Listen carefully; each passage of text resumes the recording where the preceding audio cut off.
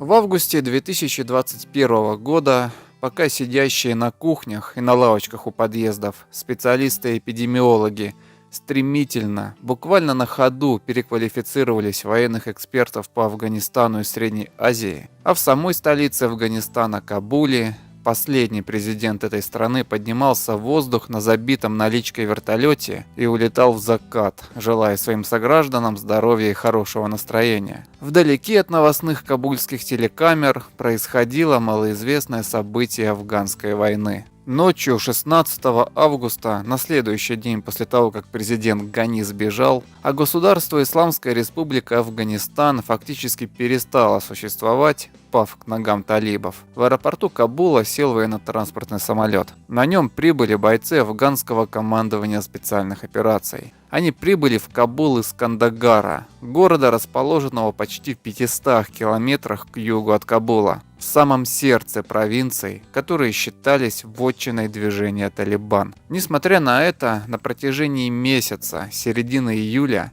афганские командос успешно держали оборону Кандагара, находясь в полном окружении. За месяц яростных боев талибы так и не смогли сломить их сопротивление и овладеть центром города и территорией Кандагарского аэропорта. Афганские спецназовцы прекратили сопротивление лишь 15 августа, когда узнали, что центральная власть в Кабуле пала. После этого руководство командования специальных операций смогло организовать их эвакуацию из Кандагарского аэропорта на военно-транспортном самолете. Спецназовцы покинули Кандагар непобежденными и не сложившими оружие. Успех обороны Кандагара, чего не скажешь об обороне Кабула, не являлся случайным. Бойцы афганского командования специальных операций являлись наиболее боеспособными частями всей афганской армии. Они были по-настоящему хорошо подготовлены, оснащены, мотивированы и имели огромный боевой опыт. И хотя значимую роль в создании этих подразделений сыграли американские спецы, у командных кадров афганского спецназа была куда более старая закалка. К 2021 году командование специальных операций возглавлял генерал Мухаммад Фарид Ахмади, выпускник Рязанского гвардейского высшего воздушно-десантного командного училища 1987 года. Человек, который еще в 80-х годах, будучи лейтенантом, возглавил взвод в батальоне афганских командос, которые действовали со своими советскими коллегами из спецназа ГРУ. Несомненно, афганский спецназ своими успехами обязан в том числе и такими командирами, получившими еще советское военное образование и опыт взаимодействия с еще советским армейским спецназом.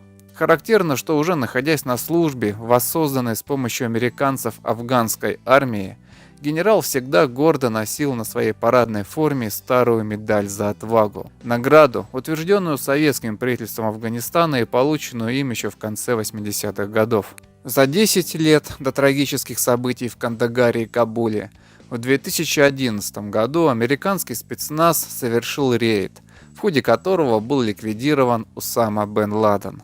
Это стало, пожалуй, самой известной операцией по целевому убийству, проведенному силами спецподразделений. Эта операция стала венцом развития концепции использования спецназа в операциях по преднамеренным убийствам. Она стала самой известной, но, конечно, далеко не самой первой из подобных. И пока она не случилась, самой знаменитой, можно сказать, классической операцией такого типа являлась операция «Шторм-333», известная в наших краях просто как штурм дворца Амина. Эта операция также неразрывно связана с афганской войной и советским спецназом. Она действительно занимает важное место в истории сил специальных операций, и военнослужащие НАТО никогда не отказывались от возможности сфоткаться на память на фоне живого свидетеля тех событий, того самого разрушенного дворца. Таким образом, важные вехи американской эпохи присутствия в Афганистане от самого конца в 2021 и до убийства бен Ладена в 2011 отсылают нас к опыту советских спецназовцев, к той самой операции «Шторм-333», с которой принято и отсчитывать начало той самой войны, которая в итоге завершилась в 2021 году. Хотя началом той долгой войны штурм дворца Амина не был. Началось все намного раньше, и даже советское вмешательство в виде ввода войск было лишь очередной стадией этой непрекращающейся войны. И для того, чтобы подойти к предпосылкам ее начала, нам придется немного, хотя бы по верхам, отмотать назад. Среди ставших наиболее популярными исторических стереотипов об Афганистане первое место, несомненно, занимает вот это утверждение. За всю историю никто и никогда не сумел завоевать Афганистан. Никто и никогда. Утверждение это, конечно, к исторической науке никакого отношения не имеет. Как и популярное в наше время мнение о том, что Афганистан является важнейшим регионом мира, геополитическим центром притяжения ведущих держав планеты, в силу своего мега-супер выгодного расположения. На самом деле расположение Афганистана играло важную роль во времена античности и средних веков, когда по его территории проходили важные торговые пути, являвшиеся частью Великого Шелкового пути. Но вот как раз в эти времена Афганистан и покоряли все, кому не лень. Древние персы, Александр Македонский, арабы, Тамерлан, Надир-Шах. К XIX веку Афганистан уже не представлял никакого интереса с экономической точки зрения для своего завоевания кем-либо. А сама страна оставалась периферийной отсталой территорией, раздираемой феодальными войнами между эмирами, которые контролировали те или иные провинции. Однако вскоре у Афганистана появился новый сосед в виде Британской империи. В XIX веке британцы окончательно взяли под контроль территорию современных Индии, Бангладеша и Пакистана. Вся эта огромная территория стала колонией Британская Индия, жемчужиной британской короны и важнейшим источником обогащения Британии. И вот северные границы Британской Индии упирались в Афганистан. Расположенная за труднопроходимыми горами, бедная, раздираемая феодальными междоусобицами страна мало интересовала британцев в качестве очередной потенциальной колонии. Однако безопасность северных рубежей своей индийской колонии была абсолютным приоритетом. И британской политикой в регионе стала линия на создание в Афганистане дружественного британцам правительства. В то время в Афганистане всегда шла война между какими-нибудь местными феодалами за верховную власть в стране. В начале XIX века в Афганистане правил эмир Шуджа-Шах, который был другом британцев.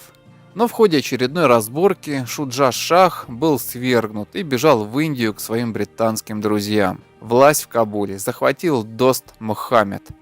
Британцы привычно подкатили и к нему на предмет заключения союза. Но Дост Мухаммед решил не торопиться дружить с британцами и ждал, пока какая-нибудь другая держава не предложит более выгодные условия. Вторым игроком в регионе после Британии уже начинала становиться Российская империя. И когда в 1837 году Дост Мухаммед принял у себя российскую миссию, британцы вспомнили о находившемся в Индии свергнутом Шуджа-Шахе и организовали вторжение в Афганистан с целью вернуть на престол своего друга. Это произошло в 1839 году и вошло в историю как Первая англо-афганская война. Вообще, когда вспоминают об англо-афганских войнах, то у нас обычно вспоминают именно эту Первую войну, потому что именно в ходе нее произошло самое известное событие войны – битва при Гандамаке. Британцы быстро заняли Кабул, Дост Мухаммед бежал в горы, а на престол был возвращен пробританский Шуджа-Шах. Однако в конце 1841 года против Шуджа-Шаха в Кабуле вспыхнуло очередное восстание. На этот раз бежать в Индию он не успел и был убит.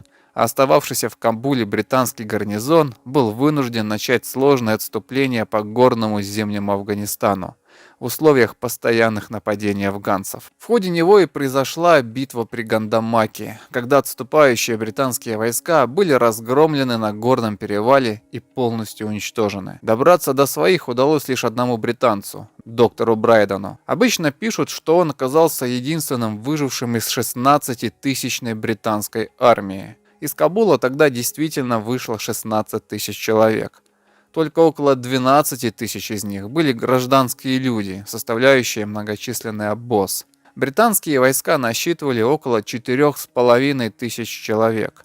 из которых, собственно, британцев было 690 человек. Остальные были бенгальские полки, набранные из туземной индийской пехоты. Несмотря на это, разгром британцев по меркам эпохи колониальных войн действительно был сильным. Правда, многие не знают, что произошло дальше и чем эта война закончилась. А дальше, спустя несколько месяцев, британцы организовали новое вторжение и в 1842 году снова взяли Кабул, вырезав всех, кто был причастен к мятежу. Британцы смогли договориться с Дост Мохаммедом, ради свержения которого война и начиналась, и поставили его на престол при условии полной лояльности Британии.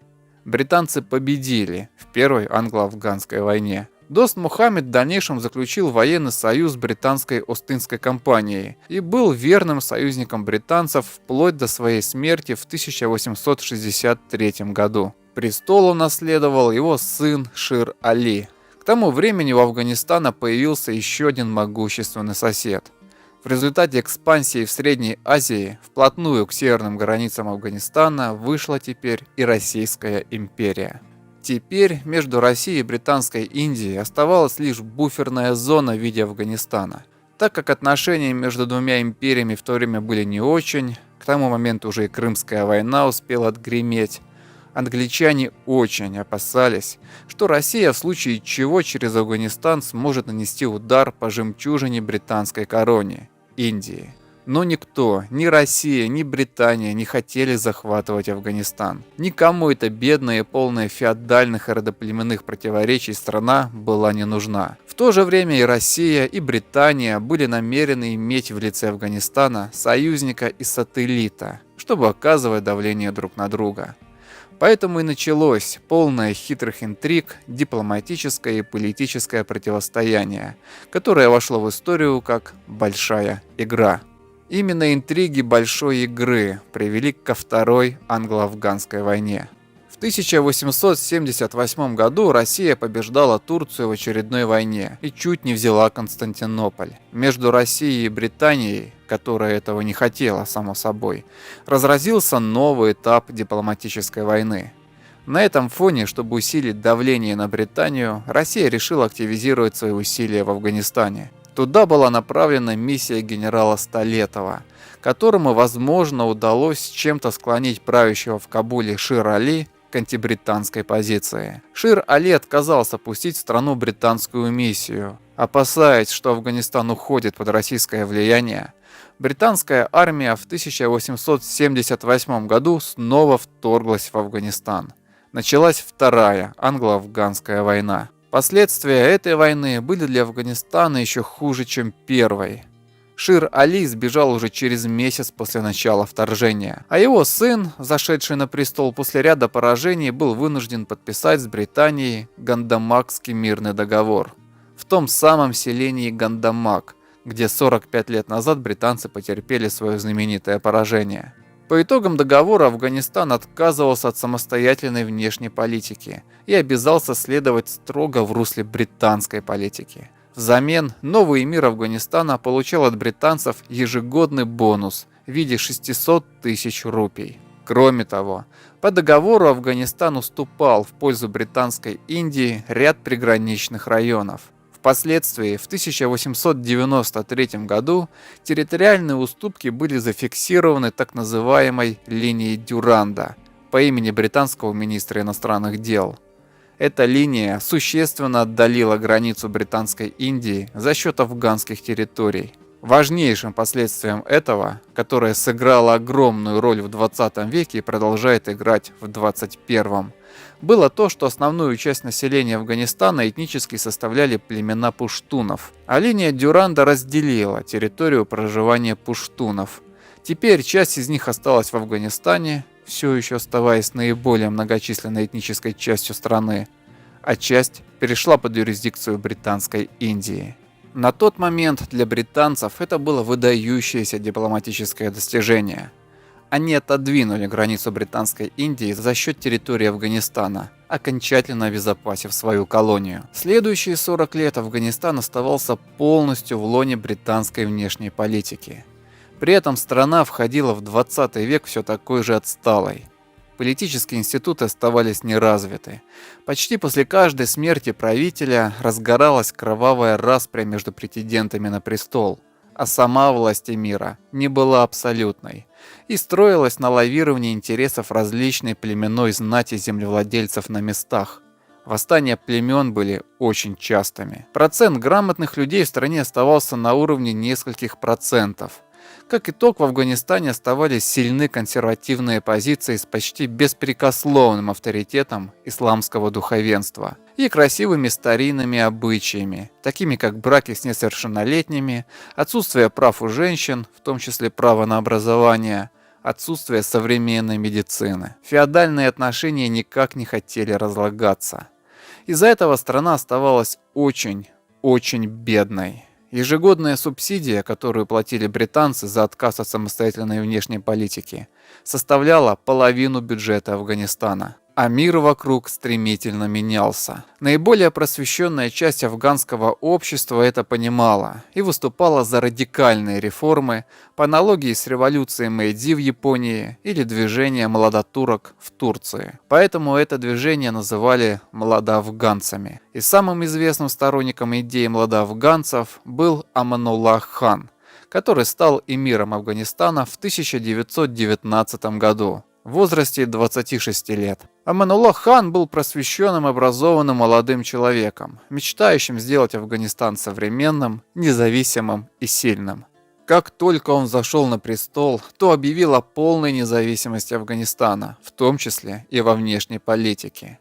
Второй раной афганского национального сознания являлась линия Дюранда. Аманулла был полон решимости вернуть афганские территории, населенные пуштунами, обратно под юрисдикцию Афганистана. В 1919 году афганская армия вторглась в Британскую Индию, рассчитывая на восстание пуштунских племен и возврат этих территорий.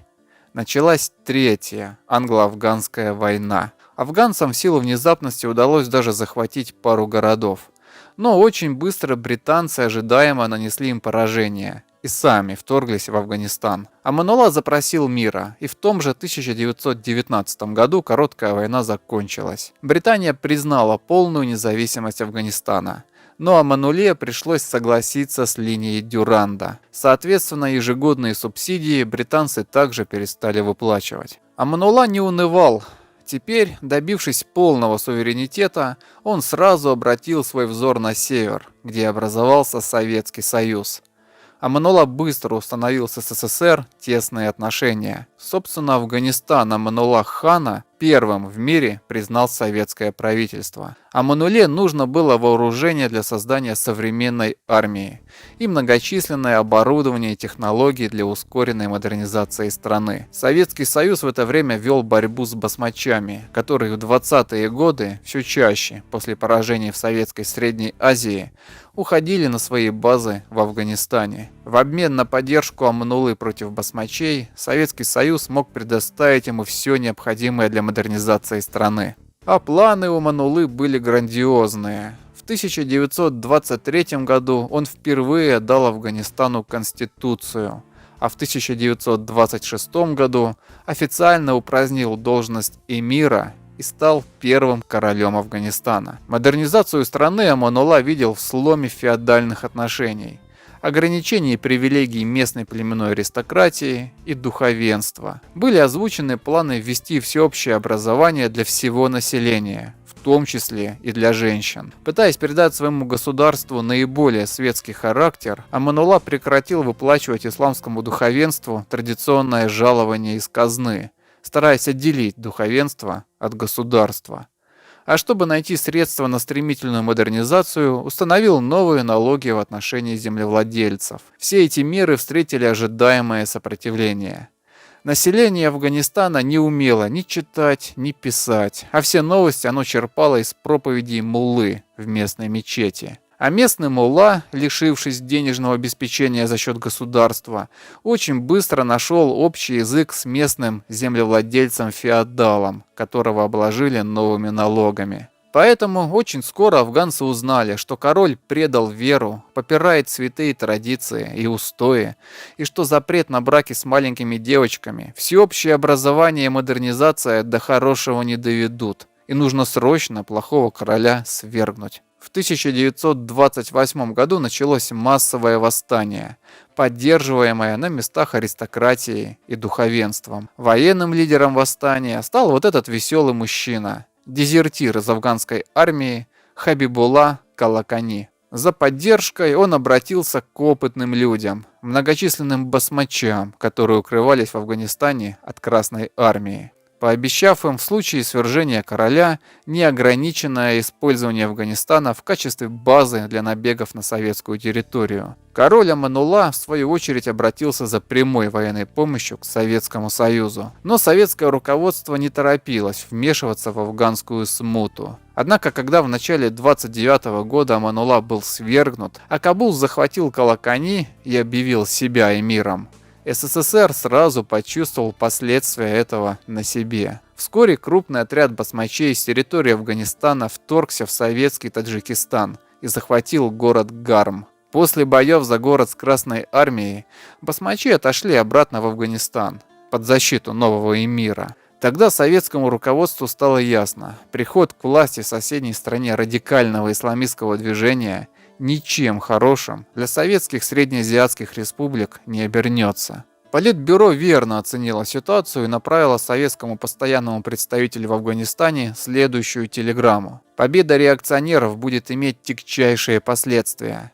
Границам советских республик будет создана серьезная угроза. Нашей основной задачей является поддержка существующего правительства, которое представляет собой единственное прогрессивное течение Афганистана, борющееся за независимость страны. Однако было уже поздно. Аманулла бежал на юг, где пытался продолжать борьбу с мятежниками, но он стремительно терял и подконтрольную территорию, и число сторонников. В этих условиях советское правительство наконец приняло решение оказать афганскому королю военную поддержку и ввести в Афганистан ограниченный воинский контингент. Началась первая советская война в Афганистане.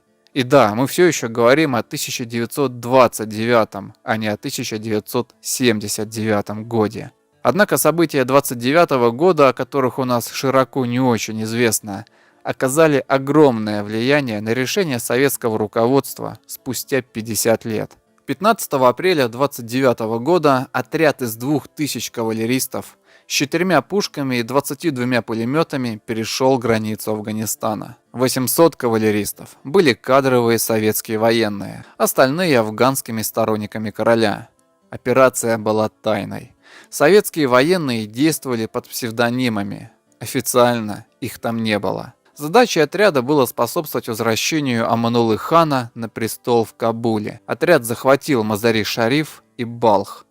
Однако что-то изменить в охваченном смутой Афганистане небольшой отряд уже не мог. Аманулла лишился почти всех сторонников, не дождался подхода советского отряда и, прихватив с собой столько денег, сколько мог унести, сбежал за границу. Больше в Афганистан он уже никогда не вернется. Так закончилась первая попытка модернизировать Афганистан. После бегства Амануллы дальнейшее пребывание советского отряда в Афганистане утратило смысл, и он вернулся в СССР. В Афганистане, как это часто бывало в стране после ухода очередного правителя, началась кровавая грызня за власть.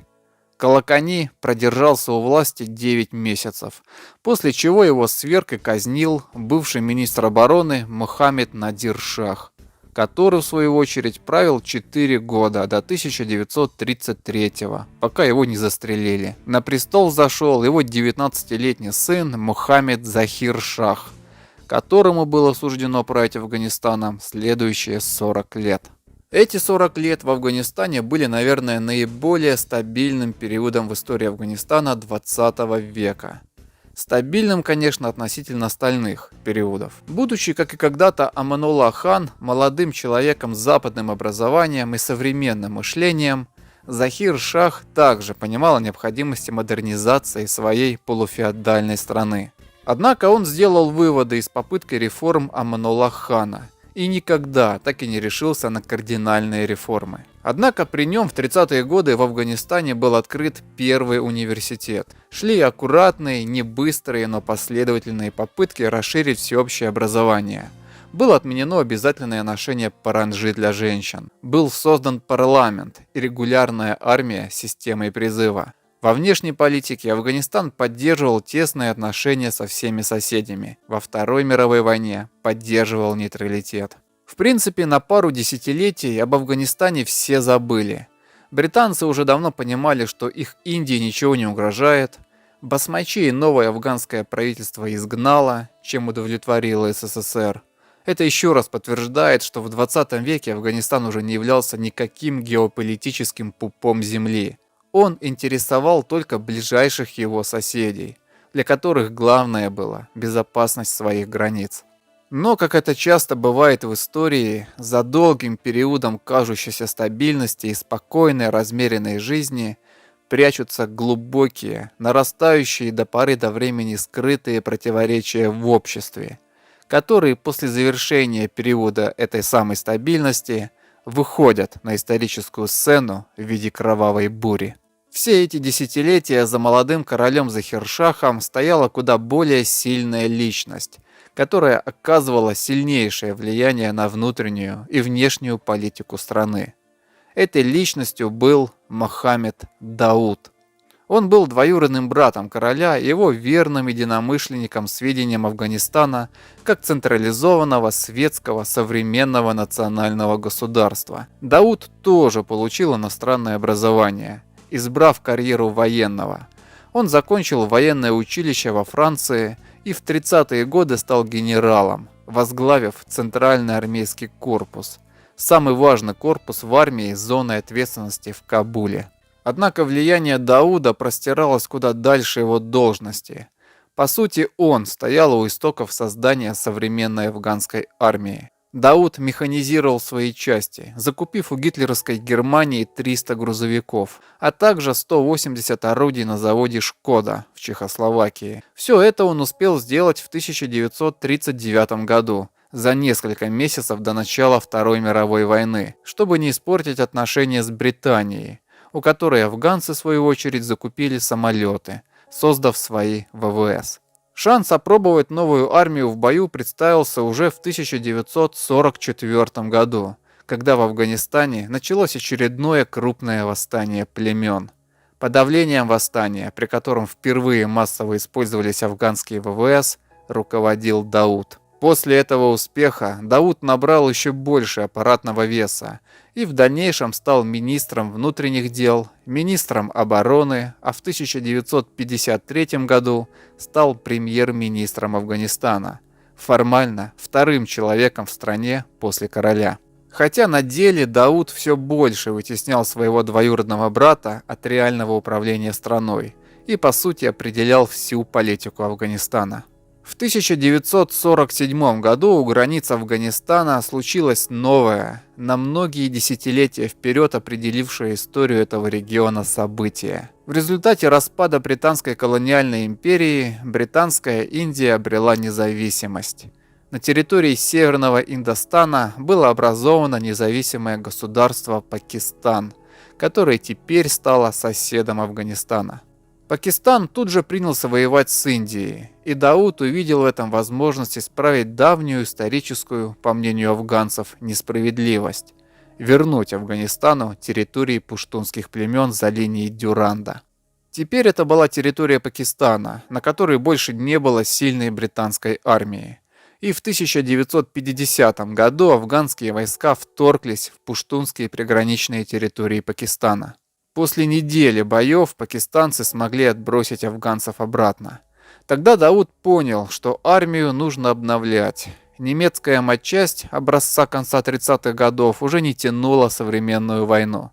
У Афганистана были хорошие отношения и с Советским Союзом, и с США. Дауд сперва обратился за военным сотрудничеством к американцам, но те в то время как раз ориентировались на военный союз с Пакистаном, и поэтому были вынуждены отказать, чтобы не портить отношения с пакистанцами. Тогда Дауд обратился к Советскому Союзу, и в 1956 году было подписано соглашение, по которому афганская армия получала от СССР танки Т-34-85, а затем и Т-54, Т-55, самолеты МиГ-17 и установки РЗСО «Катюша».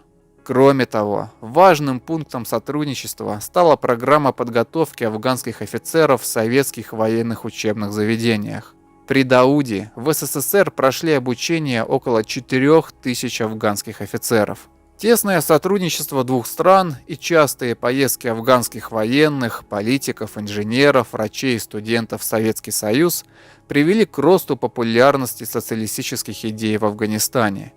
Под этим влиянием в 1965 году в Афганистане была создана Народно-демократическая партия Афганистана, НДПА. На момент создания это была небольшая организация с парой тысяч членов из числа интеллигенции и офицеров. Создателем партии и ее руководителем стал афганский писатель и журналист Нур Мохаммед Тараки.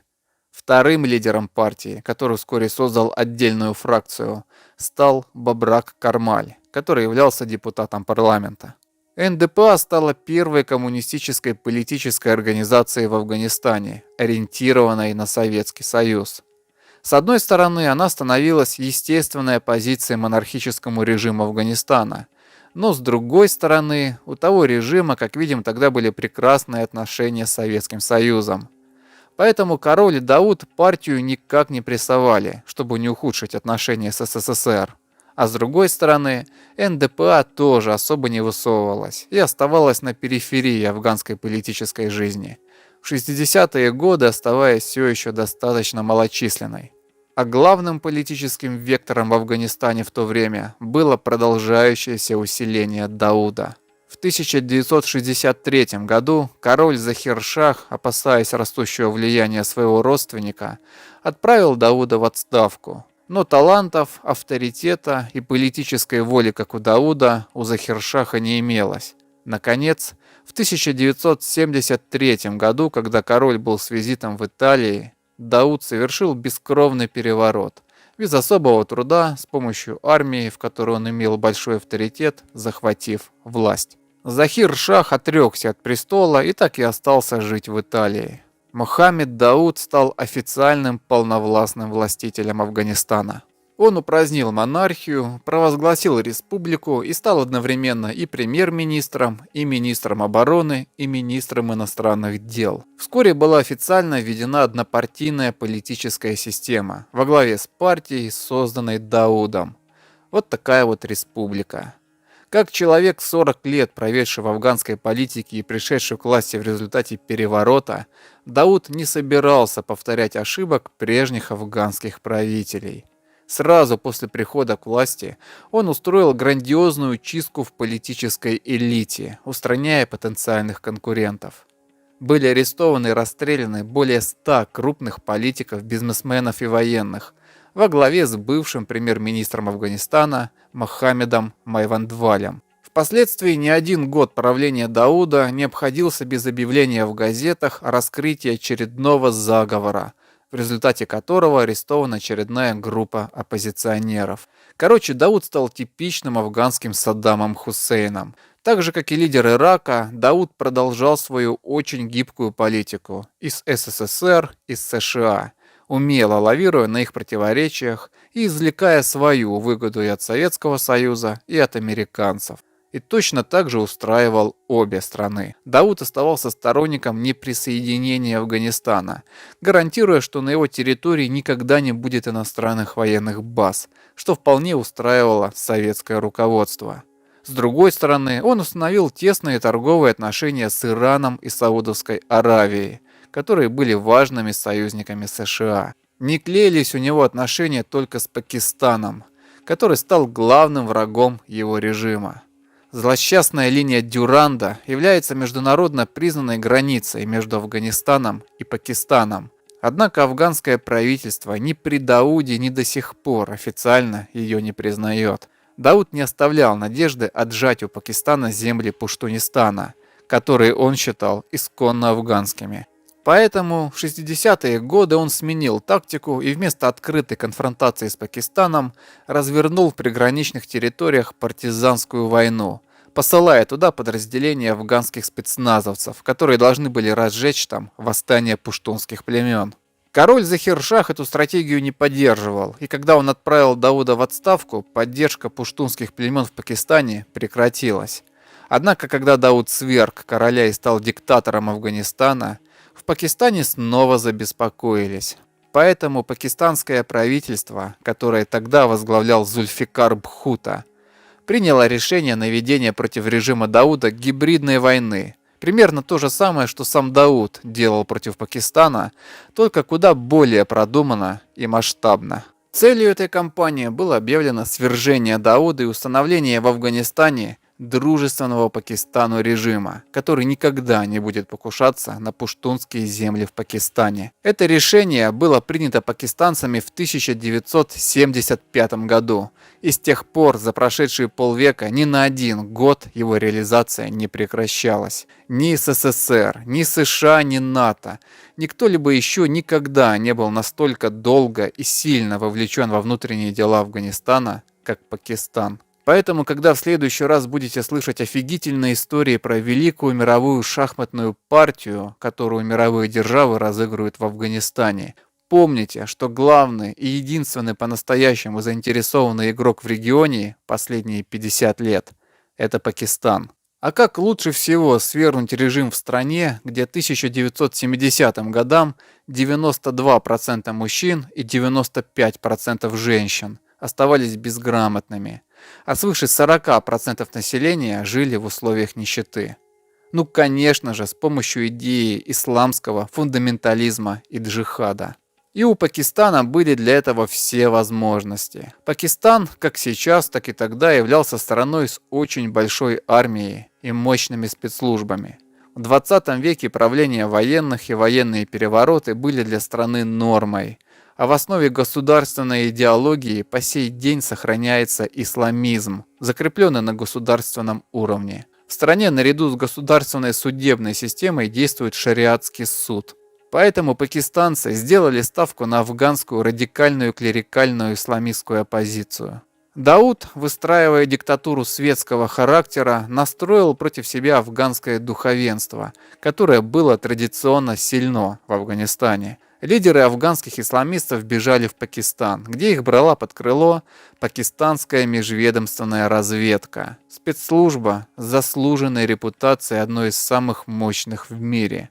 Разведка организовывала афганских исламистов в военных лагерях, обучала, вооружала и посылала через границу в Афганистан воевать против Дауда. Идеологическую обработку прибывавших афганских новобранцев проводила ультраправая пакистанская политическая партия Джамаат и Ислами. В 1973 году в Пакистан из Афганистана прибыл молодой человек 20 лет от роду, мечтающий стать маджахедом, чтобы сражаться против режима Дауда. Вскоре он выделился среди остальных своими лидерскими качествами и схватывал военную науку на лету. Он добился таких успехов в боевой учебе, что пакистанцы сделали его инструктором в лагере по подготовке маджахедов. Звали этого человека Ахмад Шах Масуд. В 1975 году он в составе подготовленного пакистанцами отряда пробрался в Панджшерское ущелье, где было поднято восстание против Дауда. Однако первая попытка свергнуть Дауда провалилась. Восстание было жестоко подавлено афганской армией, а Масуд получил пулевое ранение в ногу, после которого до конца жизни прихрамывал, и чудом сумел спастись, скрывшись обратно в Пакистане. Никаких коммунистов у власти, никакой советской армии, а в Афганистане уже шла гражданская война. Масуд уже воевал в своем родном Панджшерском ущелье на деньги и с помощью Пакистана. После неудачи в Панджшерском восстании пакистанцы создали новую организацию для продолжения и усиления гибридной войны с Даудом – Исламскую партию Афганистана. Возглавил ее Гульбеддин Хекматияр, радикальный исламист, который стал главной креатурой пакистанцев в Афганистане вплоть до 90-х годов, пока пакистанцы не нашли на его замену других, не менее радикальных ребят, о которых сейчас знает весь мир. Ну а тогда исламская партия Хекматияра стала центральной силой войны против Дауда, хотя и не единственной. Тот же Масуд воевал затем под знаменами Исламского общества Афганистана, которое считалось более умеренной организацией. Однако все эти исламистские силы финансировались, вооружались и координировались межведомственной разведкой Пакистана. Пока в стране шла война Дауда и исламистов, третья политическая сила в стране, НДПА, оставалась в стороне. Дауду какое-то время было не до нее, а сама партия была по сравнению с исламистами немногочисленной. К 1977 году в ней было около 18 тысяч членов. Однако у нее был иной потенциал. Уступая тем же исламистским партиям в численности, НДПА имела важное качественное преимущество. В ее рядах было более 2000 афганских офицеров. Причем не самых плохих офицеров. Все эти люди обучались в Советском Союзе. Дауду это не могло не нравиться, и было понятно, что в стране, где официально введена однопартийная система, НДПА рано или поздно подвергнется разгрому. Напряжение между властью и НДПА росло.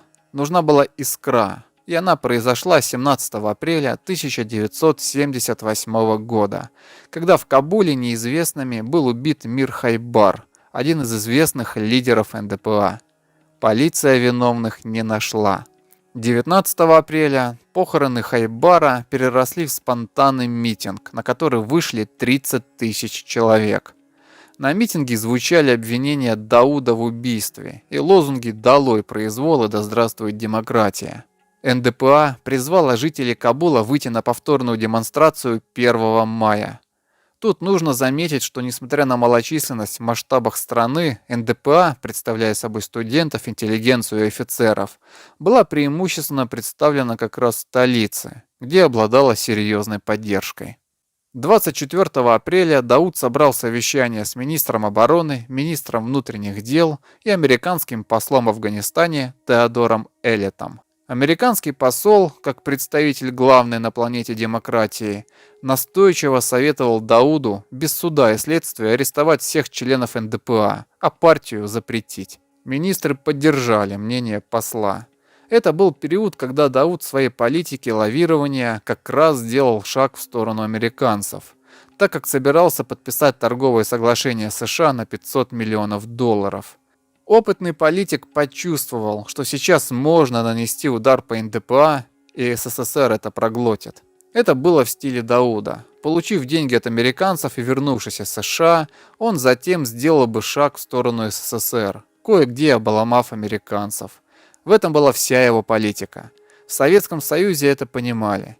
Тот же Саддам Хусейн, который также умудрялся дружить со всеми одновременно, у себя в стране полностью истребил всех коммунистов и оппозицию, что не мешало ему дружить с Брежневым. К тому же Дауд оставался эксклюзивным покупателем советского оружия и техники. Все для своей армии он покупал только у СССР. Поэтому он решил, что сейчас настал подходящий момент для уничтожения НДПА. Он обезопасит свой режим, умаслит американцев и не испортит отношения с Советским Союзом. Это была вполне прагматичная позиция циничного и опытного политика, коим являлся Мохаммед Дауд. Он не учел лишь одного фактора – самих лидеров НДПА. Тех самых 2000 офицеров, которые не собирались сидеть и ждать, пока их поубивают. В час ночи 26 апреля по приказу Дауда в Кабуле одновременно арестовали более 500 человек. Все они были видными членами НДПА. Среди арестованных оказались и оба лидера партии – Тараки и Кармаль. Утром радио объявило стандартную новость об очередном раскрытом заговоре против правительства. Далее арестованных ожидал скорый суд и казнь. Ну и как бы все, НДПА уходила в историю. Возможно, все так и произошло бы, если бы не человек, до которого мы, наконец, не спеша добрались. Человек, которого звали Хафизулла Амин. Он не был в числе первых лидеров НДПА, но, являясь членом Центрального комитета этой партии, утром 26 апреля оставался наиболее высокопоставленным членом партии, которого еще не арестовали. Он успел отдать приказ 22 офицерам начать вооруженное восстание 27 апреля. Эти 22 человека передали приказ своим сослуживцам.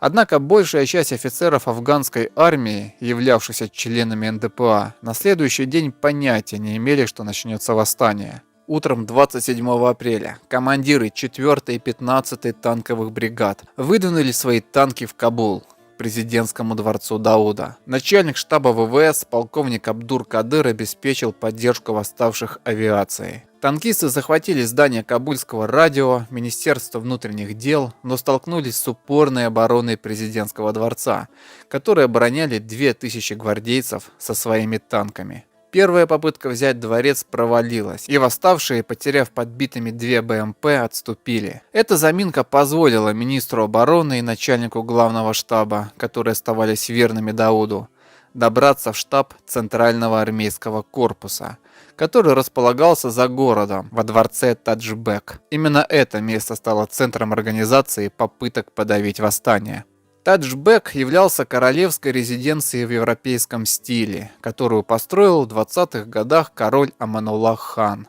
Дворец располагался на возвышенности в 10 километрах от Кабула. Дауд управлял страной из своей резиденции в центре Кабула, поэтому дворец Таджбек использовали для размещения штаба Центрального армейского корпуса, который по сути являлся центральным военным округом, зоной ответственности в столице, наиболее исторически важным армейским соединением в Афганистане. Именно с его командования в 30-х годах и начинал свою карьеру Дауд. И первый штурм дворца Таджбек состоялся 27 апреля 1978 года. По нему нанесли удар ВВС восставших, а утром следующего дня он был захвачен. Министр обороны и начальник главного штаба пытались сбежать из него, но были схвачены и расстреляны. Вскоре восставшие заняли тюрьму и освободили лидеров НДПА. Последним оплотом Дауда оставался его дворец в Кабуле. Отбив атаки восставших 27 апреля, на следующий день его силы существенно снизились.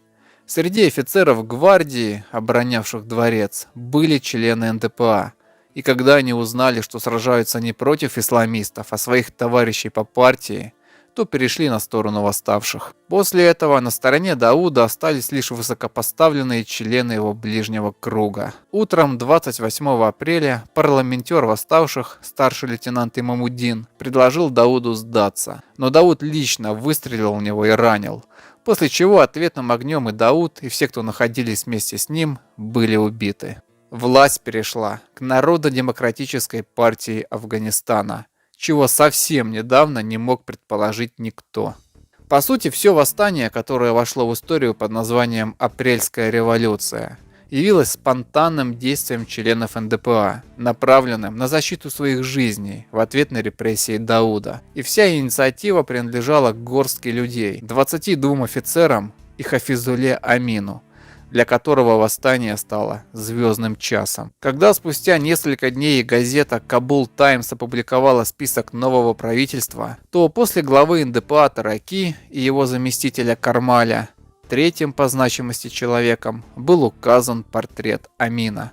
Для советского руководства приход к власти НДПА, как и для всех в мире, стал полной неожиданностью. Очень характерно этот период описывает в своих воспоминаниях Владимир Крючков, будущий глава КГБ и член ГКЧП, а в 1978 году начальник первого главного управления КГБ, то есть глава советской внешней разведки. Он откровенно говорит, что с Даудом были нормальные рабочие отношения, а эти ребята, хоть и называли себя коммунистами и декларировали дружбу с СССР, были абсолютно неизвестны советскому руководству. Чтобы установить контакты с новым правительством, присмотреться к его реальной способности управлять Афганистаном, Крючков встретился с новыми лидерами этой страны, в том числе и с Тараки. Его впечатление от первого общения стоит процитировать. «Все сказанное Тараки произвело на меня тяжелое впечатление.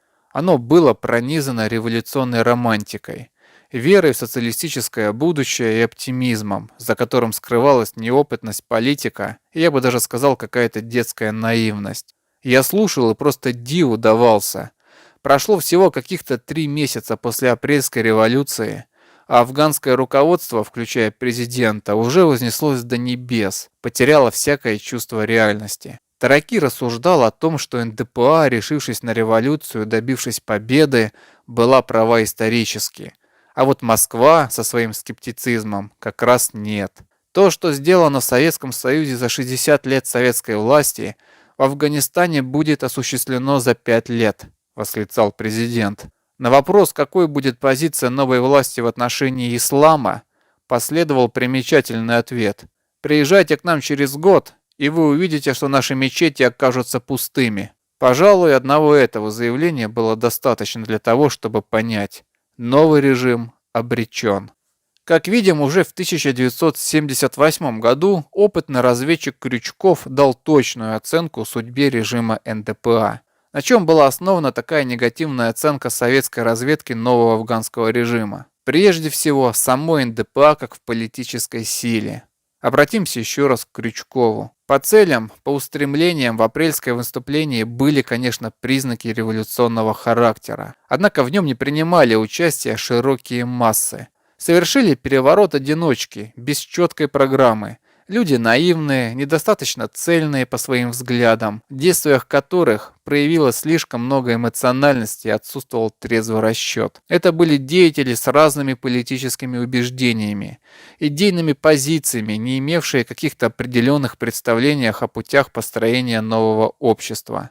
Многими из них двигали чисто карьеристские устремления, другие по своему характеру просто являлись авантюристами. Такая довольно пестрая палитра наблюдалась, несмотря на то, что участники апрельского выступления принадлежали к одной народно-демократической партии Афганистана. Эта партия всегда страдала от отсутствия единства. И тут действительно стоит остановиться на этой партии. Дело в том, что почти сразу после создания НДПА разделилась на две фракции – Хальк и Парчам.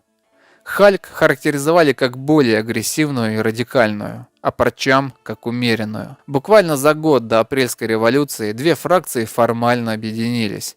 После прихода к власти главой страны стал Тараки из фракции Хальк, а его заместителем Кармаль из Парчам. Но на деле фракции оставались практически разными политическими партиями. Кроме того, переворот организовали офицеры из Халька во главе с Амином.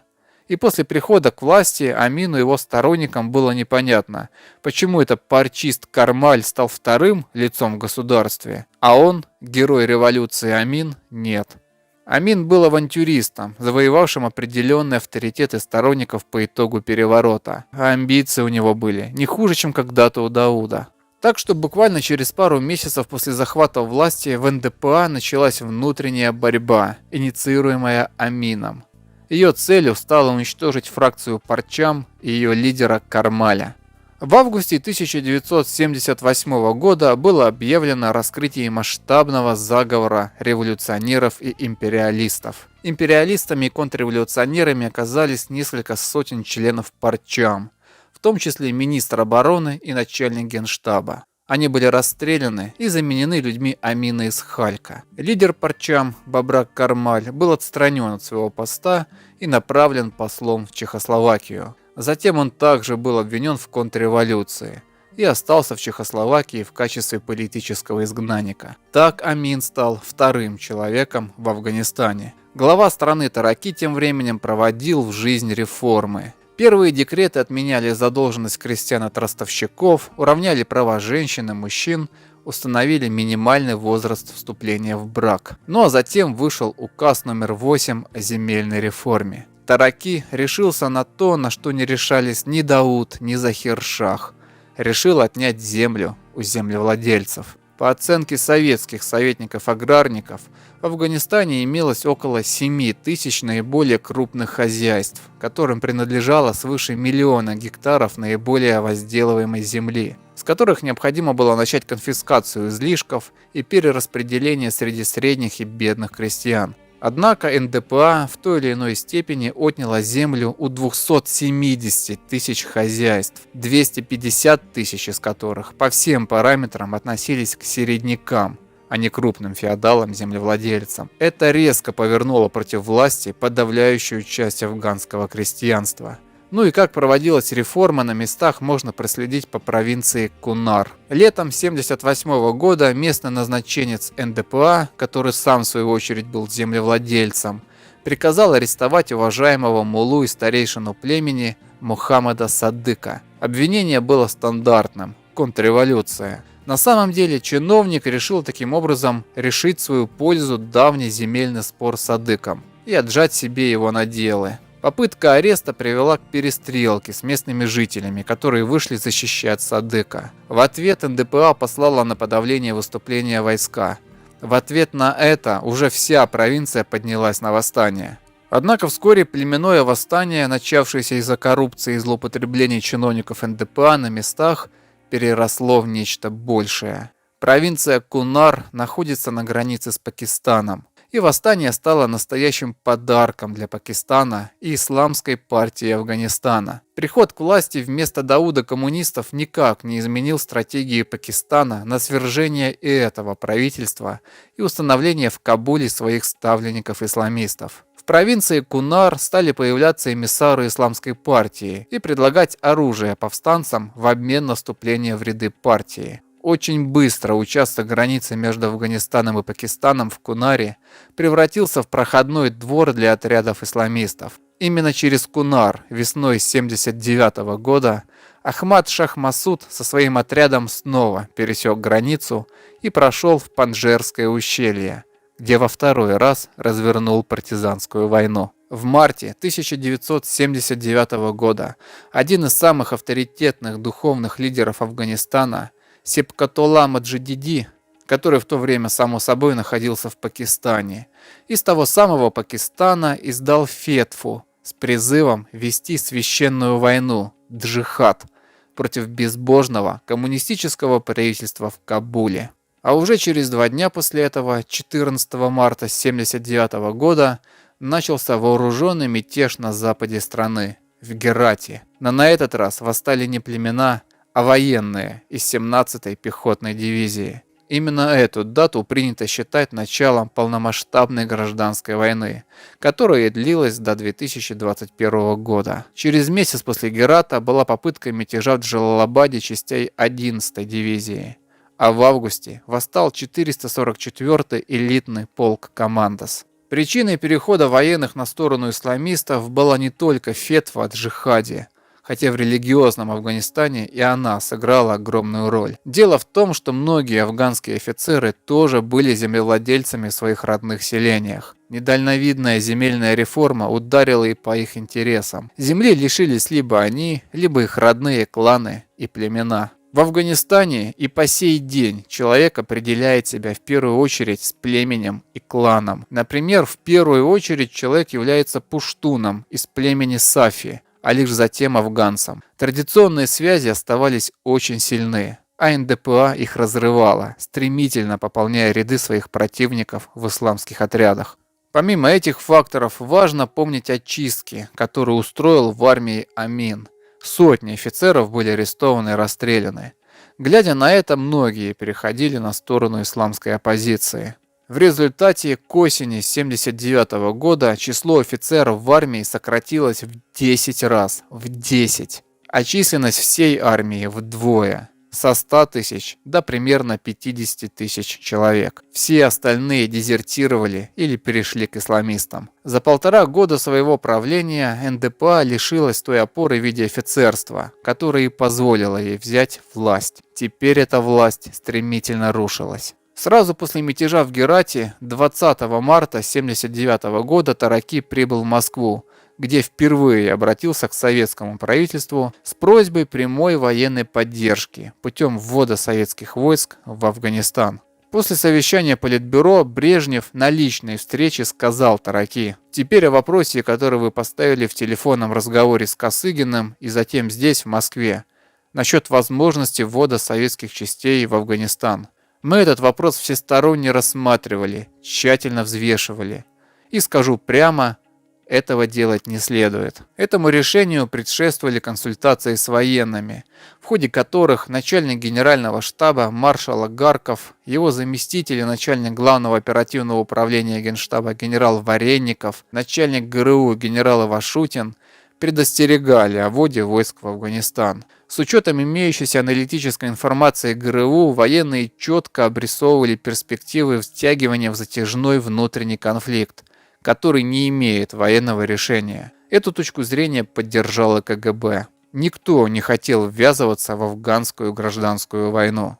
Вместе с тем, на данном этапе было решено поддержать НДПА путем направления в Афганистан военных советников, оружия и обучения афганских военных в созданном учебном центре на территории Афганистана. Рассматривалась вероятность проведения ограниченных тайных операций силами войск специального назначения. Именно для этих целей директивой Генштаба от 26 апреля 1979 года был отдан приказ о формировании отдельного отряда специального назначения в системе ГРУ.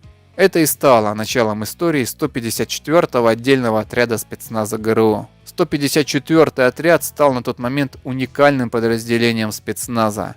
Он создавался и готовился специально именно на случай участия в боевых действиях на территории Афганистана. Штат отряда насчитывал 532 человека, больше, чем у любого другого отряда спецназа в советской армии. Отряд состоял из 4 рот: зенитного взвода на самоходных установках «Шилка», 2 взводов гранатометчиков с гранатометами АГС-17, огнеметного взвода с пехотными огнеметами «Рысь», взвода связи, инженерного взвода, автомобильного и материального обеспечения. В штате отряда была своя бронетехника. 1 рота передвигалась на БМП-1 и 2 роты на БТР-60, чего тогда не предусматривалось ни в каких иных частях спецназа. Отряд также стал первым и единственным в истории спецназа ГРУ, при комплектовании которого происходил отбор. Если спецназ ГРУ, как и во всей части советской армии, служить попадали срочники после распределения в военкоматах, то 154-й отряд комплектовался исключительно действующими военнослужащими, уже служившими в армии не менее полугода. Отбирали преимущественно добровольцев, причем кандидатам все равно необходимо было соответствовать определенным качествам. Например, при проверке физического состояния кандидаты преодолевали на время марш-бросок в 30 километров. В результате из более чем 1000 кандидатов в отряд зачислили лишь половину. Командиром отряда стал майор Хабиб Халбаев, служивший до этого в 15-й бригаде спецназа ГРУ. Командиров взводов и рот отбирали со всей страны, и не обязательно из частей спецназа. Например, командиром 1-й роты стал старший лейтенант Владимир Шарипов, который пришел из мотострелковых войск, но был кандидатом в мастера спорта по мотокроссу и мастером спорта по стрельбе из пистолета и мечтал о переводе в спецназ. Конечно, наиболее знаменитой особенностью отряда стало то, что он формировался исключительно из уроженцев Узбекистана, Таджикистана и Туркменистана. Все они владели фарси, одним из основных языков Афганистана. Эти особенности личного состава были необходимы для обеспечения действий в Афганистане, так как в случае переброски в эту страну отряд должен был действовать тайно, официально являясь частью сил афганской правительственной армии. Из-за своего состава отряд вошел в историю как мусульманский батальон. К 1 июня его укомплектовали, а затем, полностью освободив от караулов, нарядов и хозработ, провели интенсивный 6-недельный курс боевой подготовки по специально разработанной программе. Специфика задач спецназа ГРУ заключалась в проведении разведывательно-диверсионных действий в тылу противника. Мусульманский батальон прошел курс подготовки нестандартный для иных частей спецназа. Отрабатывались занятия по темам захват отдельно стоящего здания, захват аэродрома, захват горного перевала и бой в городе. Все военнослужащие прошли парашютную подготовку, выполнив по несколько десантирований. Наконец, отрабатывалась на время прибытия на аэродром и погрузка в транспортные самолеты боевых машин, матчасти и личного состава. По сути, 154-й отряд по своей подготовке стал синтезом спецназа и десантно-штурмового подразделения, мобильной частью постоянной боевой готовности и быстрого реагирования. В этом плане мусульманский батальон, возможно, на несколько месяцев 1979 года стал самой боеспособной частью советской армии. В июле 1979 года, когда курс боевой подготовки отряда был завершен, возникла первая реальная возможность его отправки в Афганистан. Тараки к тому времени привычно каждый месяц просил СССР помочь войсками. Утратив надежду на широкую интервенцию советской армии, афганский лидер просил хотя бы о паре тысяч советских военнослужащих, которые смогли бы занять правительственные объекты в Кабуле, чтобы освободить афганские части от охранных функций в столице и направить их на борьбу с оппозицией. Советское руководство не шло и на этот шаг. В то же время у советской разведки появились веские основания считать, что Амин собирается убить Тараки и стать диктатором. Встал вопрос о направлении мусульманского батальона в Кабул для возложения функций по охране Тараки. Был резон полагать, что, зная об охране Тараки советскими военнослужащими, Амин не решится на переворот, так как возможная гибель советских солдат при этом приведет к ненужной ему конфронтации с Советским Союзом. Однако Тараки еще раз показал, что является слабым политиком и лидером. Уровень его наивности и неспособности давать реальную оценку происходящим в стране процессам никуда не делись со времен его прихода к власти. Брежнев лично предупредил Тараки во время его очередного визита в Москву о грозящем перевороте и планах Амина убить его. Тараки его поблагодарил и не сделал ровным счетом ничего. Скорее всего из-за того, что реальные рычаги управления армией и спецслужбами он уже утратил. 154-й отряд таки не отправился в Афганистан для обеспечения его охраны. В сентябре 1979 года афганские граждане из газет узнали, что раскрыт очередной заговор. На этот раз ловким шпионом и контрреволюционером, 1,5 года водившим за нос афганский народ, оказался сам глава государства Мур Мухаммед Тараки. Его арестовали и отстранили от власти. 9 октября в его комнату в президентском дворце, где он находился под арестом, вошли 3 офицеров из близкого окружения Амина. Они бросили на пол матрас, положили Тараки на него лицом вниз, затем один офицер положил сверху на голову Тараки подушку, а 2 других сели ему на ноги и руки и держали так около 15 минут, пока в итоге Тараки не был задушен. Амин стал хозяином Афганистана. Первым делом он сообщил советским представителям, что продолжит во внешней политике дружбу с СССР, и тут же по традиции попросил ввести в Афганистан войска. Переворот Амина произвел в Кремле негативное впечатление. Москву 2-й раз за 2 года ставили перед фактом. Мы убили прежнего правителя, теперь вам следует иметь дело с нами. Очень скоро вести из Афганистана стали подтверждать самые худшие прогнозы. Террор Амина внутри страны стал абсолютно несдерживаемым и усилялся по мере приближения падения его режима от исламистов, которых поддерживали все более широкие массы населения. 31 октября Политбюро снова собралось обсудить ситуацию в Афганистане и подвести итог первым неделям правления Амина. Докладная записка не внушала оптимизма. В стремлении укрепиться у власти Амин, наряду с такими показными жестами, как начало разработки проекта Конституции и освобождение части ранее арестованных лиц, на деле расширяет масштабы репрессий в партии, армии, государственном аппарате и общественных организациях. Он явно ведет дело к устранению с политической арены практически всех видных деятелей партии и государства, которых он рассматривает в качестве своих действительных или потенциальных противников. Действия Амина вызывают растущее недовольство прогрессивных сил. Если раньше против него выступали члены группы Парчам, то сейчас к ним присоединяются сторонники Халик. Отдельные представители государственного аппарата, армии, интеллигенции, молодежи. Это порождает неуверенность у Амина, который ищет выход на путях усиления репрессий, что в еще большей степени сужает социальную базу режима.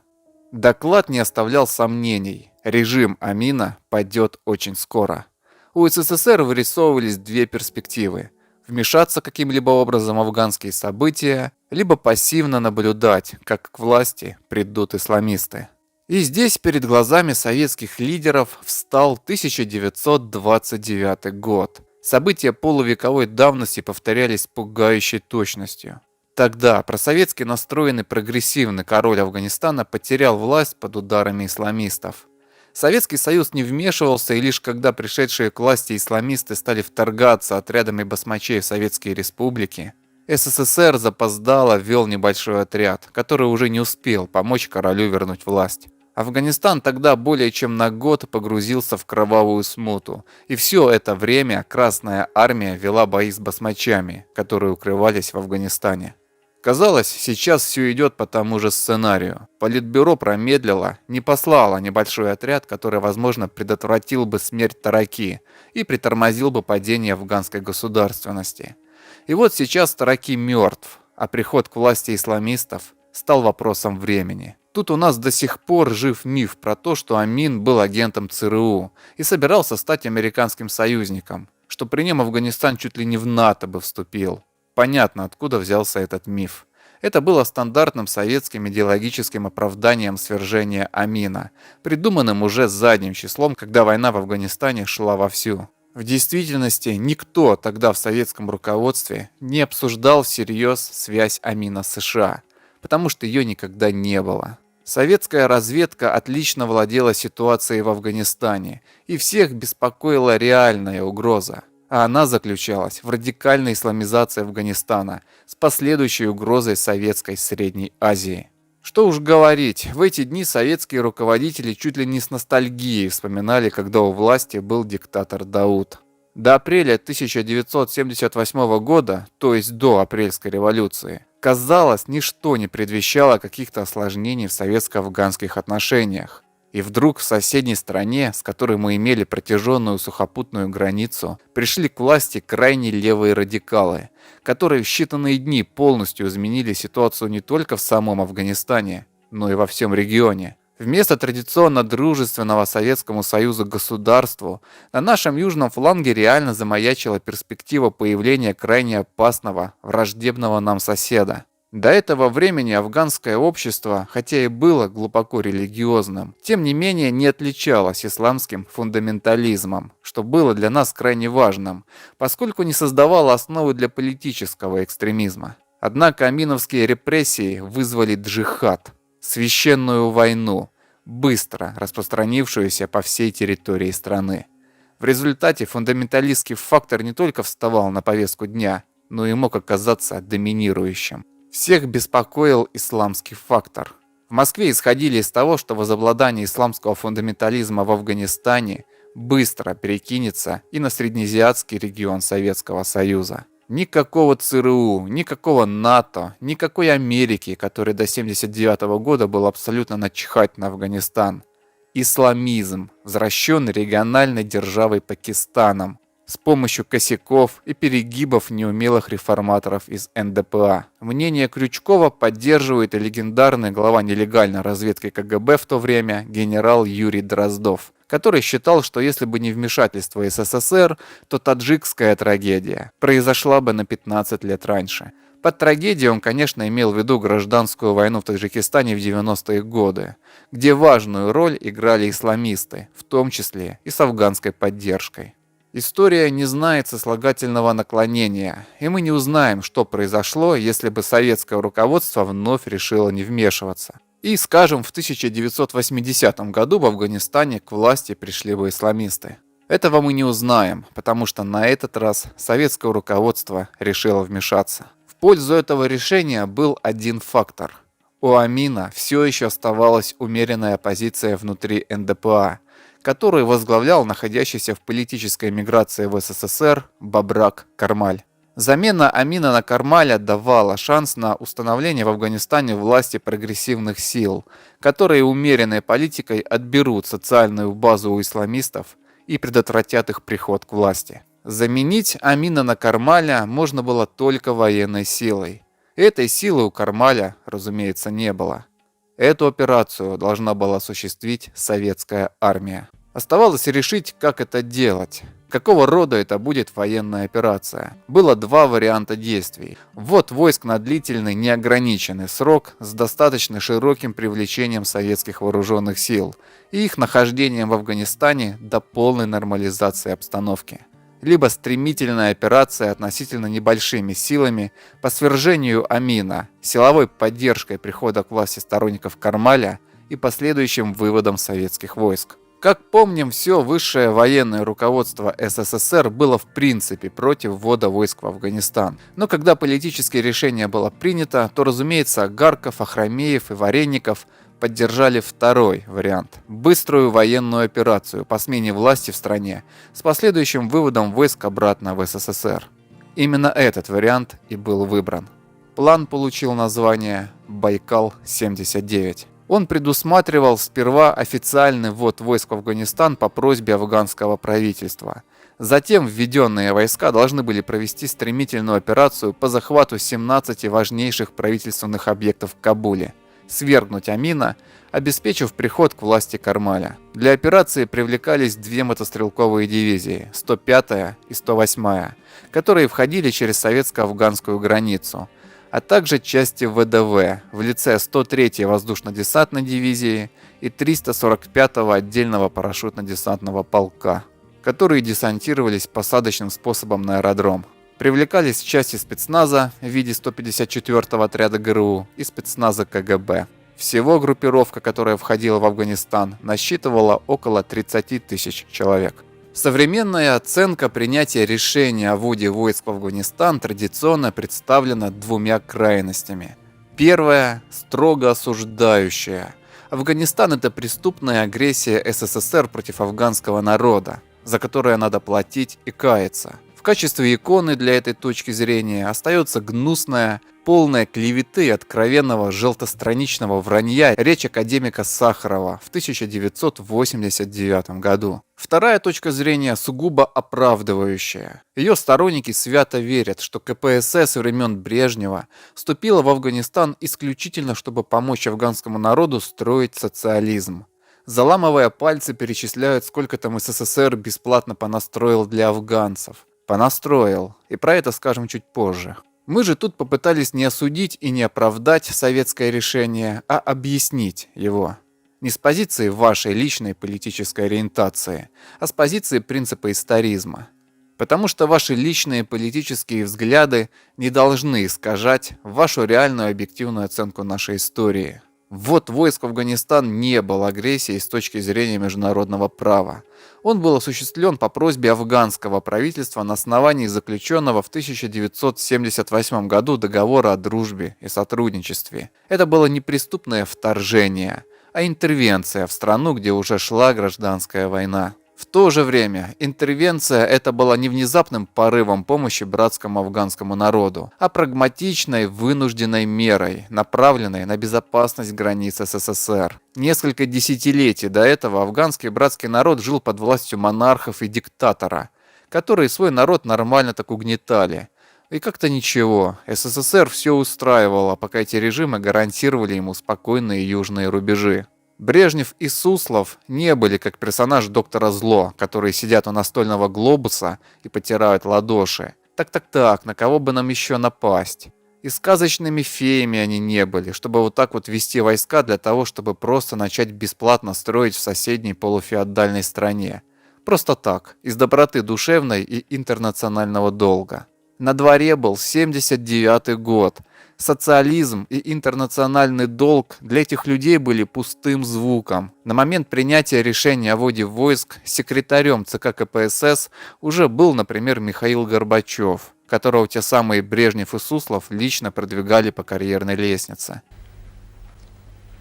Хочу заверить вас, Леонид Ильич, Центральный комитет партии, что на новой работе в Центральном комитете, который работает под вашим руководством, буду все делать для того, чтобы оправдать доверие Центрального комитета партии, служить верно делу нашей Ленинской партии, интересам советского народа. Формально решение о вводе войск в Афганистан, которое назначили на 25 декабря, было принято на знаменитом заседании Политбюро 12 декабря 1979 года. Хотя в тот день было лишь оформлено созревшее решение, к которому советское руководство окончательно пришло где-то в период между 31 октября и началом декабря. Потому что еще 7 декабря 154-й отряд был переброшен на афганскую авиабазу «Баграм». Личный состав переодели в афганскую форму. Ему предстояло, наконец, войти в охрану афганского лидера. Только уже не Тараки, а Амина. И задача эта была заблаговременным прикрытием для того, чтобы, когда начнется операция «Байкал-79», произвести внезапный захват резиденции Амина. Мусульманскому батальону предстояло стать главной силой по свержению Амина. На тот момент Амин всерьез опасался за свою жизнь, что неудивительно, так как в то время афганские лидеры, как видим, обновлялись чаще, чем айфоны, и к последним 2 обновлениям сам Амин был напрямую причастен. Поэтому он решил покинуть резиденцию в Кабуле, в которой когда-то убили Дауда и задушили Тараки, и поселился во дворце Таджбек. Прибытие отряда советского спецназа для своей охраны он встретил положительно. Однако дворец Таджбек намного усложнял задачу по захвату резиденции Амина. Сам дворец находился на возвышенности, с которой местность отлично просматривается и простреливается. К дворцу вела лишь одна серпантинная дорога. Ну и помимо дворца, там размещался целый комплекс зданий, в том числе казармы бригады охраны, а это около 2000 человек. Бригада охраны Амина состояла из 3 пехотных батальонов и 1 танкового с танками Т-54. Помимо этого, дворец охранял зенитный полк, который имел 11 100-мм зенитных пушек и 16 зенитных пулеметов ДШК. Непосредственно возле здания дворца находились 3 зарытых в землю танка. Ну и непосредственно во дворце находилась рота личной охраны Амина. Примерно 150 человек из числа наиболее преданных Амину людей и его родственников. Эти люди были наиболее мотивированными и подготовленными силами Амина.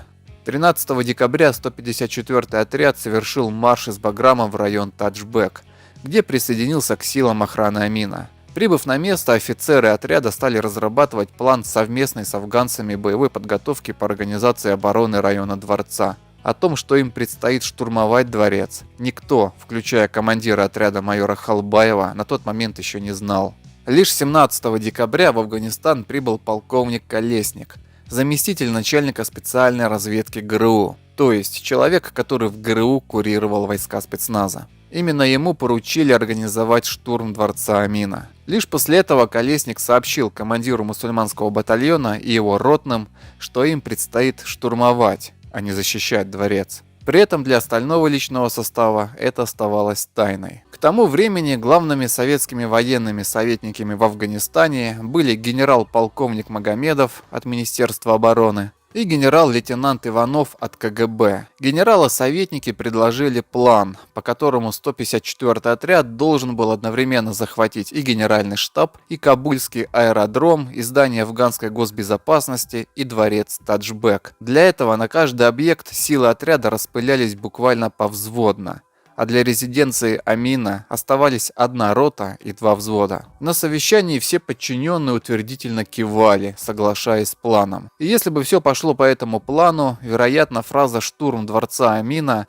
осталась бы в истории примерно как фраза «новогодний штурм Грозного». Однако против плана категорически выступил один человек, тот, кому необходимо было его реализовывать – полковник Колесник. Он прямо назвал план неприемлемым, так как штурмовать силами 1,5 рот спецназа комплекс зданий, которые обороняют 2000 человек с артиллерией и танками, верх непрофессионализма. Генералы решили обратиться к начальнику генштаба маршалу Агаркову, типа что этот полковник себе позволяет. Колесника вызвали на личный разговор по закрытой связи с Агарковым, и только после того, как тот лично доложил свое видение операции, начальник генштаба согласился с ним и согласился не только не распылять отряд на другие задачи, но и по просьбе Колесника поручил выделить ему запрошенное усиление в виде 1 десантной роты из состава 345-го парашютно-десантного полка со взводом противотанковых ракетных комплексов «Фагот». Этой ротой оказалась 9-я рота. Да, та самая. План Колесника основывался на том, что при любом раскладе численный перевес будет сильно в пользу афганцев. А значит, нужно действовать так, чтобы большая часть из 2000 охранников Амина просто не успели принять участие в операции. Так как 3 афганских батальона располагались в 3 различных военных городках, было принято в начале операции заблокировать их в пунктах дислокации, помешав выдвинуться к дворцу. Расположение каждого батальона должна была блокировать 1 рота. 1-й афганский батальон размещался в одном расположении с танковым батальоном. Их должна была блокировать 2-я рота мусульманского батальона, усиленная отделением гранатометов АГС-17. Огнем этих гранатометов предполагалось не допустить афганских танкистов к своим машинам. Вообще, главное было огнем заблокировать афганцев в казармах, не дать им высунуться, деморализовать и принудить к сдаче. Штурмовать казармы, разумеется, задачи не было. 2-й афганский батальон в своей казарме блокировала 9-я десантная рота. 3-й батальон, 3-я рота мусульманского батальона. Не забывали о расположении зенитного полка. Если бы афганцы успели занять позицию своих зениток и открыть огонь из них прямой наводкой, то все стало бы совсем плохо для советских спецназовцев. поэтому расположение зенитного полка, который находился ближе всего к советскому расположению, также блокировали огнем двух расчетов АГС-17, под прикрытием которого инженерный взвод должен был захватить и взорвать орудие. Были еще 3 вкопанных танка, которые находились между дворцом и расположением 3-го афганского батальона, примерно вот здесь. Для их захвата и предотвращения их занятия афганскими танкистами за 15 минут до начала штурма группа капитана Сахатова, заместителя командира мусульманского батальона, из 1,5 десятков спецназовцев должна была их захватить. Непосредственный штурм дворца был задачей 1-й роты мусульманского батальона, усиленной одним взводом 3-й роты, которые на БМП и БТРах выдвигались по единственной дороге под прикрытием огня шилок, которые должны были работать по дворцу прямой наводкой. Шилки на карте отмечены вот здесь. Именно на этом месте сделана знаменитая фотография Шилки на фоне дворца за пару дней до штурма. Видно, что по прямой дистанция приличная, примерно полкилометра. Причем к дворцу нужно было выдвигаться по извилистой серпантинной узкой дороге, делая петлю и удлиняя путь. Съехать с дороги и маневрировать было невозможно, так как все обочины были заминированы. Выдвижение колонны легкой бронетехники по открытой местности на приличной дистанции, чтобы добраться до дворца и начать его штурм, несомненно, было самой опасной и уязвимой частью плана. Однако, добравшись до дворца, 1-я рота должна была лишь оцепить здание. Непосредственно входить в здание и зачищать его внутри должен был другой спецназ. В 20-х числах декабря в расположение 154-го отряда в районе Таджбек прибыли примерно 60 новых советских военнослужащих. Они были также в афганской форме и растворились среди бойцов отряда, оставшись незамеченными для афганцев. Но внешне они отличались очень. Все были взрослыми, немногословными мужиками, очевидно, не срочниками. Именно они должны были войти во дворец и сделать главную работу – убить Амина. Это был спецназ КГБ. Создание общеизвестной Альфы связано, как и с многими другими подобными спецподразделениями, с терактом в Мюнхене во время Олимпиады 1972 года. Неудачная операция немецкой полиции, которая в тот момент не имела в своем составе специализированных спецподразделений, освободить захваченных израильских заложников, привела к их гибели в прямом эфире на глазах у всего мира. Советский Союз готовился принять Олимпиаду 80-го года, и чтобы пресечь подобное, в КГБ была создана группа А – антитеррор. Первое небольшое контртеррористическое подразделение, численностью 30 человек, ставшее впоследствии известное как Альфа. Подготовка Альфы, разумеется, имела отличие от армейского спецназа и свою специфику, сосредотачиваясь в первую очередь на проведении операций по спасению заложников и захвату или ликвидации террористов в замкнутом небольшом пространстве, помещении, либо салоне самолета или автобуса. Альфа стала первым отечественным спецподразделением, заточенным в том числе и на целевую ликвидацию конкретного человека или группы людей. И в своем деле Альфа достигла большого профессионального уровня. В качестве классического примера этого уровня можно вспомнить захват пассажирского самолета в Уфе в 1986 году, когда 2 вооруженных автоматами и покинувших воинскую часть дезертира, предварительно убив 2 милиционеров, взяли в заложники на борту авиалайнера 81 человека. Альфа провела штурм самолета за 8 секунд, в течение которых 1 террорист был убит, а 2 захвачен. В ходе штурма ни бойцы Альфы, ни заложники не пострадали. Именно специфика задачи политического убийства Амина, которая входила в план его свержения, стала мотивом привлечения для этой необычной задачи спецназа КГБ. Все руководство спецназа ГРУ, включая самого полковника Колесника, не было осведомлено о планах в отношении Амина. Об этом знали только те люди, которым эту задачу поставили. Те самые 60 бойцов КГБ, которые присоединились к мусульманскому батальону в тайном режиме в 20-х числах декабря. Возглавлял их генерал Дроздов, начальник нелегальной разведки КГБ, который стал заместителем Колесника в предстоящей операции. Однако бойцов Альфы для задач в Афганистане не хватало.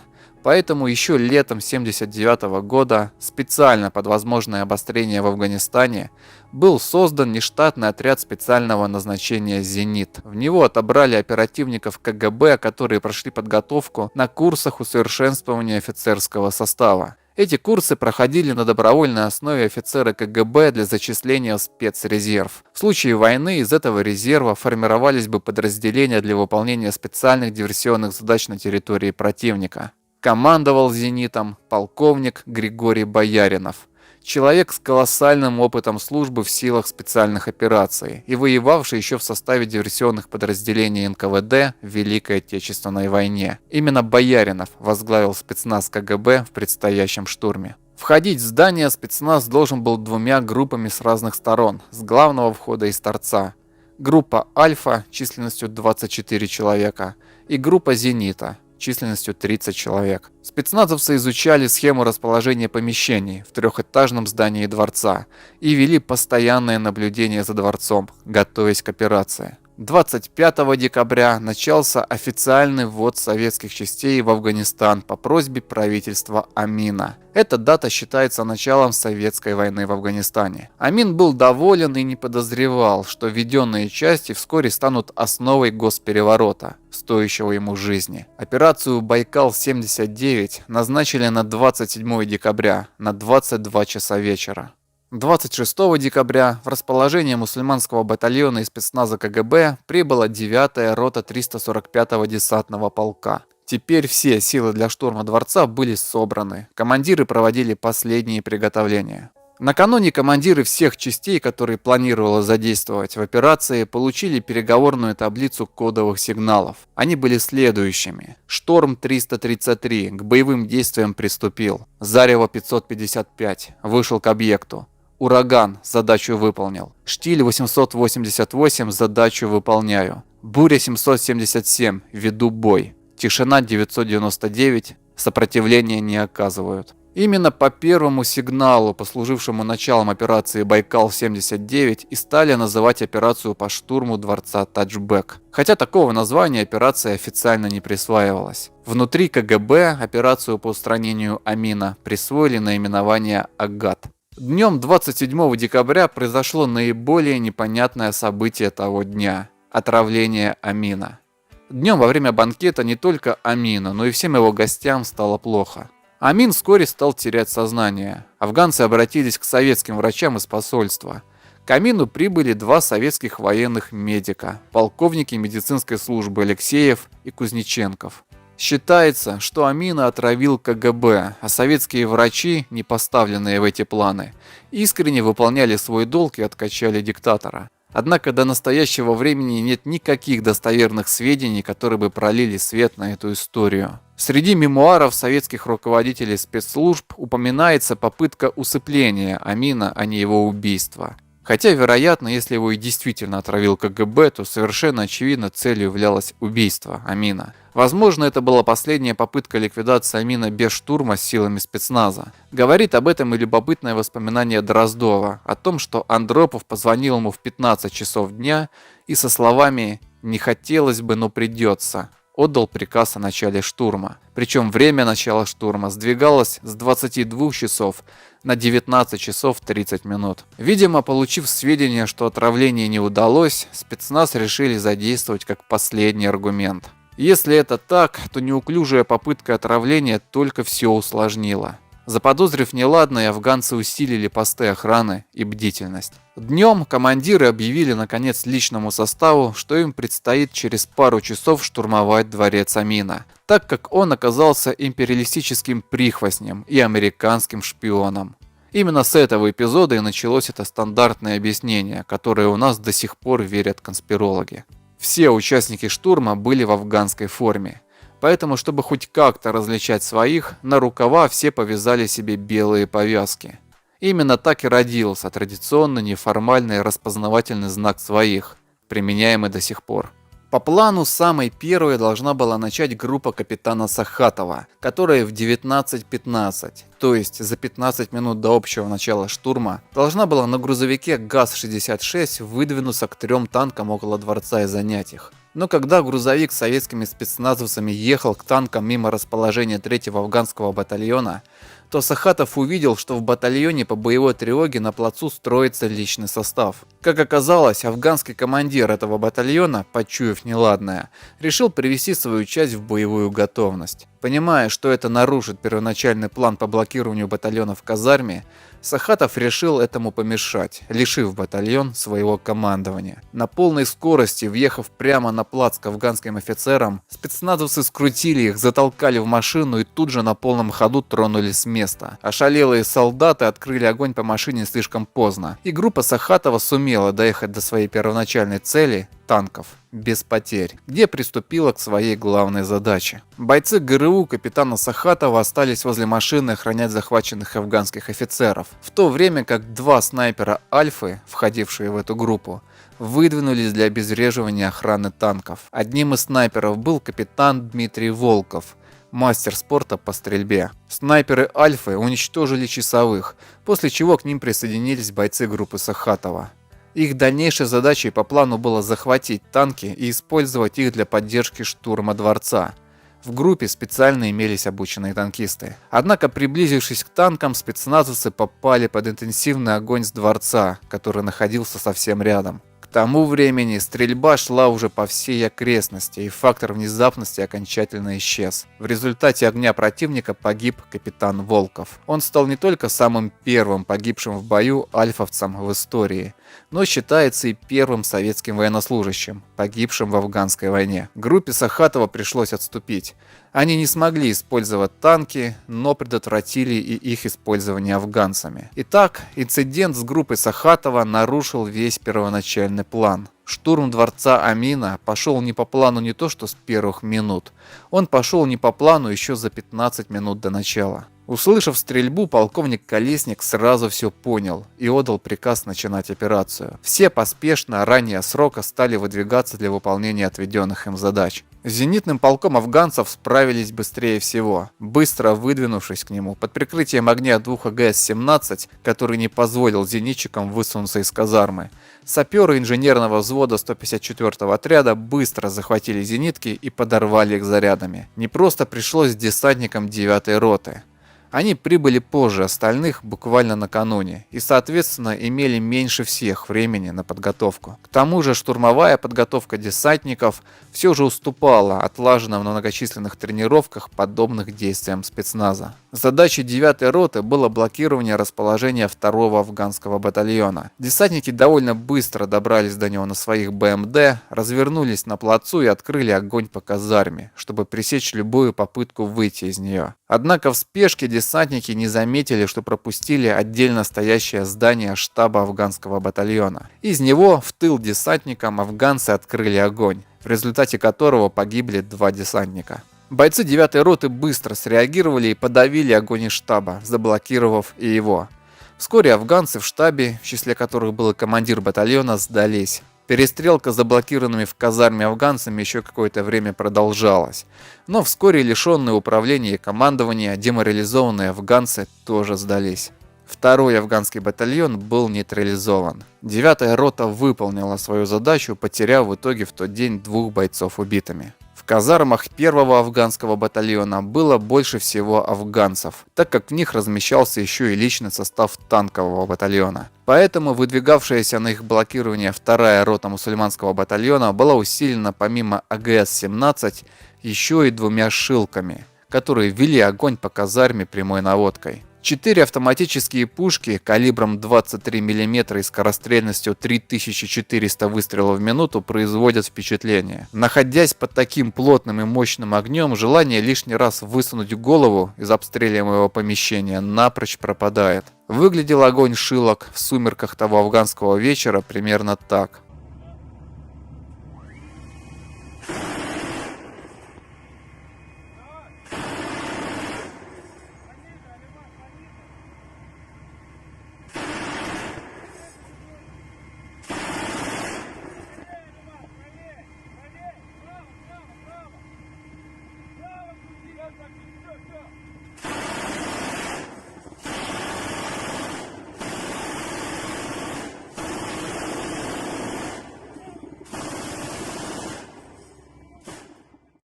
Под таким огнем, не понимающие, что происходит, афганцы в казармах 2-го батальона так и остались в полной дезорганизации и попыток вести активные действия не предпринимали. Соответственно, и находившиеся в казарме афганские танкисты не рискнули под огнем бежать в свой парк и заводить танки. Здесь задача тоже была успешно выполнена. Вторая рота спецназа здесь потерь не понесла. Разумеется, основные и наиболее драматичные события развернулись на главном направлении – штурме самого дворца. В самом начале, как только полковнику Колеснику пришлось отдать приказ о начале операции на 10-15 минут раньше срока, огонь по дворцу также открыли две шилки, как это и было предусмотрено планом. Всего в 154-м отряде имелось 4 шилки. По плану, первой к дворцу должна была выдвигаться первая рота 154-го отряда на БМП-1, в которой также находились бойцы Альфы. Эта группа в операции получила наименование группа «Гром». БМП-1 вооружены помимо пулемета 73 миллиметровой пушкой. Поэтому, двигаясь к дворцу, БМП должны были также вести по зданию мощный огонь. За ними должна была следовать группа «Зенита», состоящая, собственно, из бойцов «Зенита» вместе с одним взводом 3-й роты 154-го отряда на БТР-60. Такой порядок движения был обусловлен куда меньшей огневой мощью и защищенностью БТРов по сравнению с БМП. Но когда был отдан приказ на штурм, последние приготовления еще не были завершены. Бойцы группы «Гром» еще не успели рассадиться по своим БМПшкам. Эти первые минуты замешательства описал офицер Альфа из группы «Гром» Сергей Кувылин. Была некоторая несогласованность в действиях. Мы еще не успели отъехать, я еще двери в БМП закрывал, а Шилка уже открыла огонь. Фактор внезапности оказался потерянным. В общем, БМП не успели быстро выдвинуться, поэтому в начавшемся замешательстве вперед выдвинулись БТРы группы «Зенит». Причем из 4 БТРов один из-за отказа двигателя тронулся позже и в итоге отстал от колонны. Так что первыми на штурм дворца выехали 3 БТР-60. К тому моменту Шилки уже несколько минут долбили по дворцу. Однако сначала стрельба шла не очень прицельно. Нужно вообще всегда помнить одну деталь. Бой шел уже в полной темноте, когда ориентация и стрельба соответственно затруднены. Никаких приборов ночного видения и тепловизоров ни у спецназа, ни на технике не было. А во дворце, как я уже сказал, были не те же самые афганцы, которые сидели по казармам. Личная охрана Амина быстро среагировала, ведь они уже в течение дня находились в повышенной боевой готовности после его отравления. Как только колонна БТРов приблизилась к дворцу, по ним был открыт интенсивный огонь. Головной БТР получил повреждения, но смог на скорости проскочить к зданию. А уже шедший вторым БТР был подбит, не доехав до дворца всего 30 метров. Находившимся в нем бойцам «Зенита» пришлось покидать десантное отделение БТРа на простреливаемой местности под огнем противника. Первым выходил командир подгруппы старший лейтенант Борис Суворов, который сразу же погиб. Несколько бойцов его группы были ранены. Однако им под прикрытием огня первого БТРа удалось добраться до спасительного фасада здания, где была мертвая зона для огня афганцев. В это время афганцы стали переносить огонь на следующую колонну. Это, наконец, БМП группы «Гром» также стали на полной скорости приближаться к дворцу. К счастью, у охраны дворца не было гранатометов и других противотанковых средств, поэтому противопоставить БМПшкам они ничего не смогли. Однако в этот момент колонна попала под огонь своих шилок. Их огнем была подбита одна БМП, в которой никто не погиб, но получил тяжелое ранение командир взвода мусульманского батальона Абдулаев. Наконец, с расчетами шилок удалось связаться и согласовать перенос их огня на 2 и 3 этажи, так как, стреляя по первому, уже можно было попасть по своим.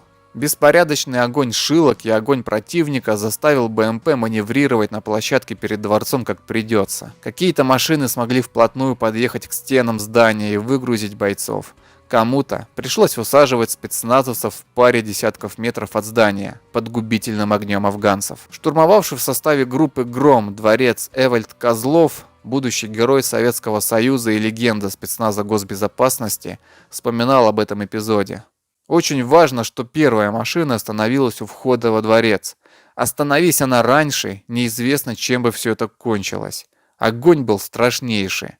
Я еще сидел в БМП и только выставил ногу наружу, ее тут же прострелили. Сразу. Когда альфовцы стали покидать БМП, афганцы стали бросать из окон осколочные гранаты.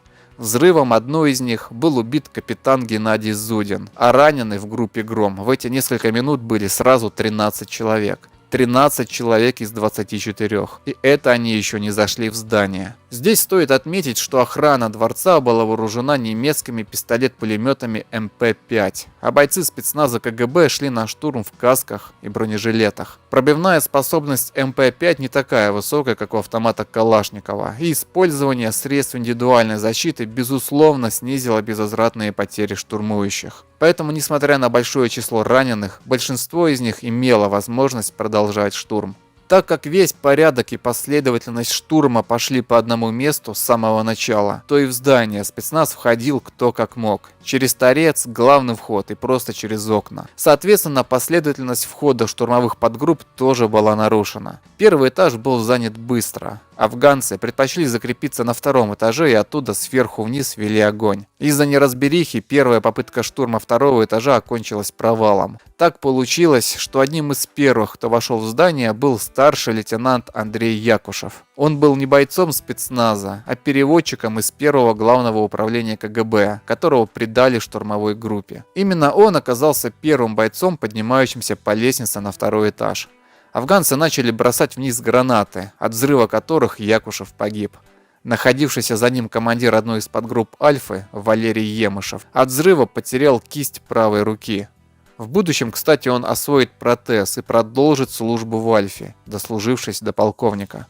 Пока спецназ КГБ сосредотачивался под огнем на первом этаже, бойцы 154-го отряда осуществляли блокирование дворца, чтобы никто, в первую очередь, конечно, Амин, не смог его покинуть. А также отражали попытки афганцев из расположенных рядом штаба и роты охраны пробиться на помощь к дворцу. В этих боях первая рота потеряла одного человека убитым. Раненых было несколько десятков, в том числе и командир роты Владимир Шарипов. Ту же задачу выполнял и находившийся здесь взвод 3-й роты лейтенанта Турсункулова. У бойцов ГРУ был строгий приказ – в здание дворца не входить. Однако штурм дворца Амина, несмотря на все неудачные обстоятельства и критическую ситуацию, которую мы здесь описываем, и считается образцовым, потому что он является собой пример, как профессиональные спецназовцы должны реагировать на изменяющуюся в ходе операции обстановку. Ни одна, даже самая проработанная операция не идет по плану. Как помним, штурм 333 родился как протест офицера-спецназовца против убийственного замысла тугодумов генералов-советников. И вот в операции настал момент, когда исполняющие его офицеры сами должны были принять решение на изменение плана, с учетом изменившихся обстоятельств, без оглядки на первоначальный план и без согласования с руководством, на которое не было времени. Это и называется взятием на себя ответственности. К счастью, у советского спецназа с этим все было в порядке.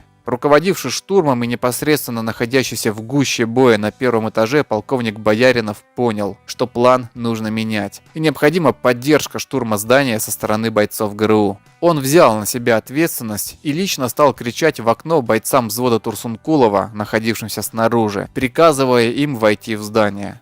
Лейтенант Турсункулов слышал это и на какое-то время растерялся. С одной стороны, вот полковник Бояринов, старший в операции, приказывает войти в здание. С другой, накануне операции руководители, полковник Колесник и генерал Дроздов, строго запретили мусульманскому батальону действовать во дворце. Тогда полковник Бояринов под перекрестным огнем выбежал из здания наружу, чтобы привести помощь из числа бойцов спецназа ГРУ.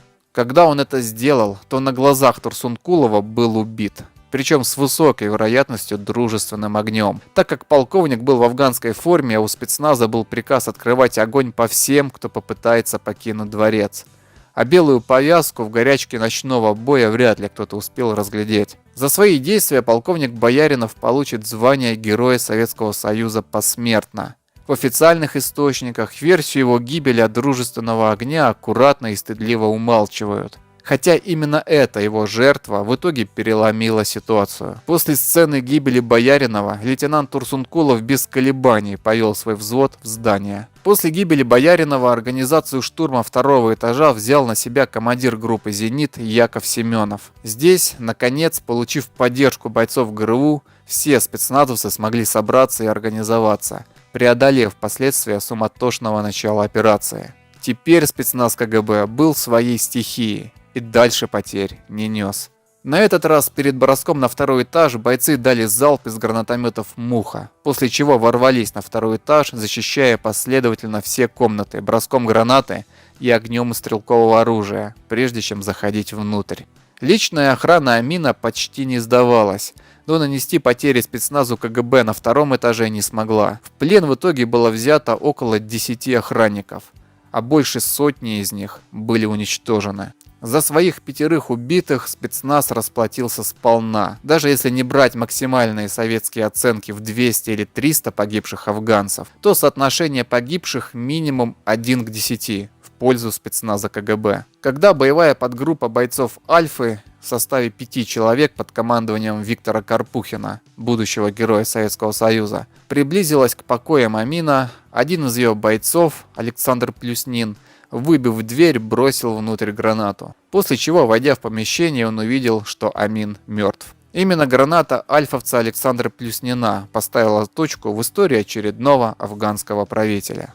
Основная задача была выполнена. Все остальные афганцы начали массово сдаваться в плен. Всего к утру 28 декабря было пленено 1700 человек. Кое-где еще в течение ночи продолжались перестрелки, в которых погибли еще несколько бойцов мусульманского батальона. Стоит отметить, что вместе с Амином погиб и один из находившихся с ним советских врачей, Виктор Кузнеченков. Еще одно из трагических последствий дурацкой операции по неудачной попытке отравления Амина.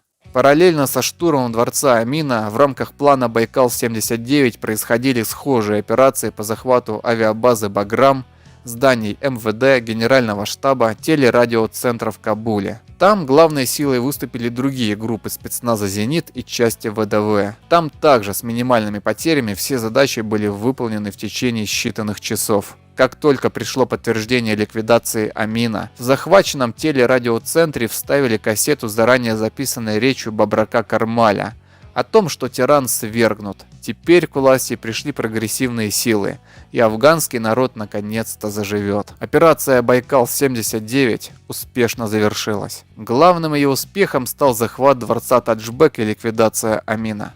Потери советской стороны при этом составили 14 человек убитыми, 5 офицеров спецназа КГБ, 7 бойцов 154-го отряда и 2 десантника 9-й роты. 35 бойцов КГБ и 67 бойцов ГРУ были ранены. Иногда ошибочно пишут о 9 погибших десантниках. Дело в том, что остальные 7 десантников 345-го полка были не из состава 9-й роты и погибли при захвате объектов в Кабуле и Баграме. В штурме дворца Амина они не участвовали. Также в той же Википедии можно прочитать, что 5 из 7 погибших бойцов спецназа ГРУ погибли на следующий день в результате дружественного огня со стороны десантников. Однако анализ дат всех погибших по книгам памяти дает у всех дату гибели 27 декабря, день штурма. Ошибочный обстрел бойцов мусульманского батальона на следующий день имел место, но утверждать, что в ходе него погибли сразу 5 человек, пока оснований нет. Хотя до конца мы и не знаем обстоятельств гибели каждого из 7 погибших бойцов мусульманского батальона. Белых пятен в этой истории до сих пор остается достаточно. Операция сразу была высоко оценена советским руководством. Она стала толчком к созданию на базе «Зенита» постоянно действующего штатного спецподразделения КГБ для проведения подобных действий за рубежом. Им стал знаменитый «Вымпел», первым командиром которого стал участник штурма дворца Амина Эвальд Козлов. Операция наглядно показала, что небольшие, но подготовленные силы специальных операций могут одной спецоперацией принести политический результат исторического масштаба. Наконец, операция стала действительно по-настоящему классической и остается таковой по настоящий момент, в силу того простого факта, что на то время в истории просто не было подобных успешных примеров. А вот неудачные попытки были. Политическое убийство силами спецназа в военное время не должно шокировать обывателя. Оно входит в стандартный набор задач многих спецподразделений мира. Как только появился спецназ современного типа, а это годы Второй мировой войны, то такие задачи сразу встали перед спецназом. В 1941 году британские командос провели операцию по попытке убийства знаменитого немецкого генерала Роммеля. Операция закончилась таким драматичным провалом, что по сравнению с ней падение Черного Ястреба выглядит просто детским утренником. В 1968 году израильтяне осуществили масштабную операцию по захвату укрепленной базы палестинских боевиков, в которой укрывался Ясер Арафат. План операции был очень похож на «Шторм-333». Блокировать палестинскую базу и обеспечить огневое прикрытие должны были армейские части израильской армии. А наконечником копья, который должен был убить Арафата, выступал отряд спецназа Сайрет Маткаль, самое знаменитое израильское спецподразделение, что-то типа израильской Альфы. Операция тоже сразу пошла не по плану и превратилась в 15-часовое масштабное сражение с палестинцами, в результате которого Арафату удалось уйти. А израильтянам операция стоила 33 человека убитыми. Это сейчас, после эпохи войны с террором, когда мы стали свидетелями десятков подобных операций спецназа различных стран мира, мы уже привыкли к подобному. А в 1979 году советским спецназовцам не на что было ориентироваться в плане похожих удачных операций. Они здесь стали первыми. Поэтому операция остается классической. Поэтому натовским бойцам было незазорно фоткаться на фоне таджбэк. На тот момент казалось, что после быстрого успеха Байкала-79 можно вскоре выводить войска. Но очень быстро оказалось, что поставленный Советским Союзом Бобра-Кармаль ничем не отличается ни от Тараки, ни от Амина. Его сторонники сразу стали брать реванш у халькистов и пачками казнили членов НДПА, обвиненных в преданности Амину. Кармаль оказался таким же никудышным лидером, как и Тараки.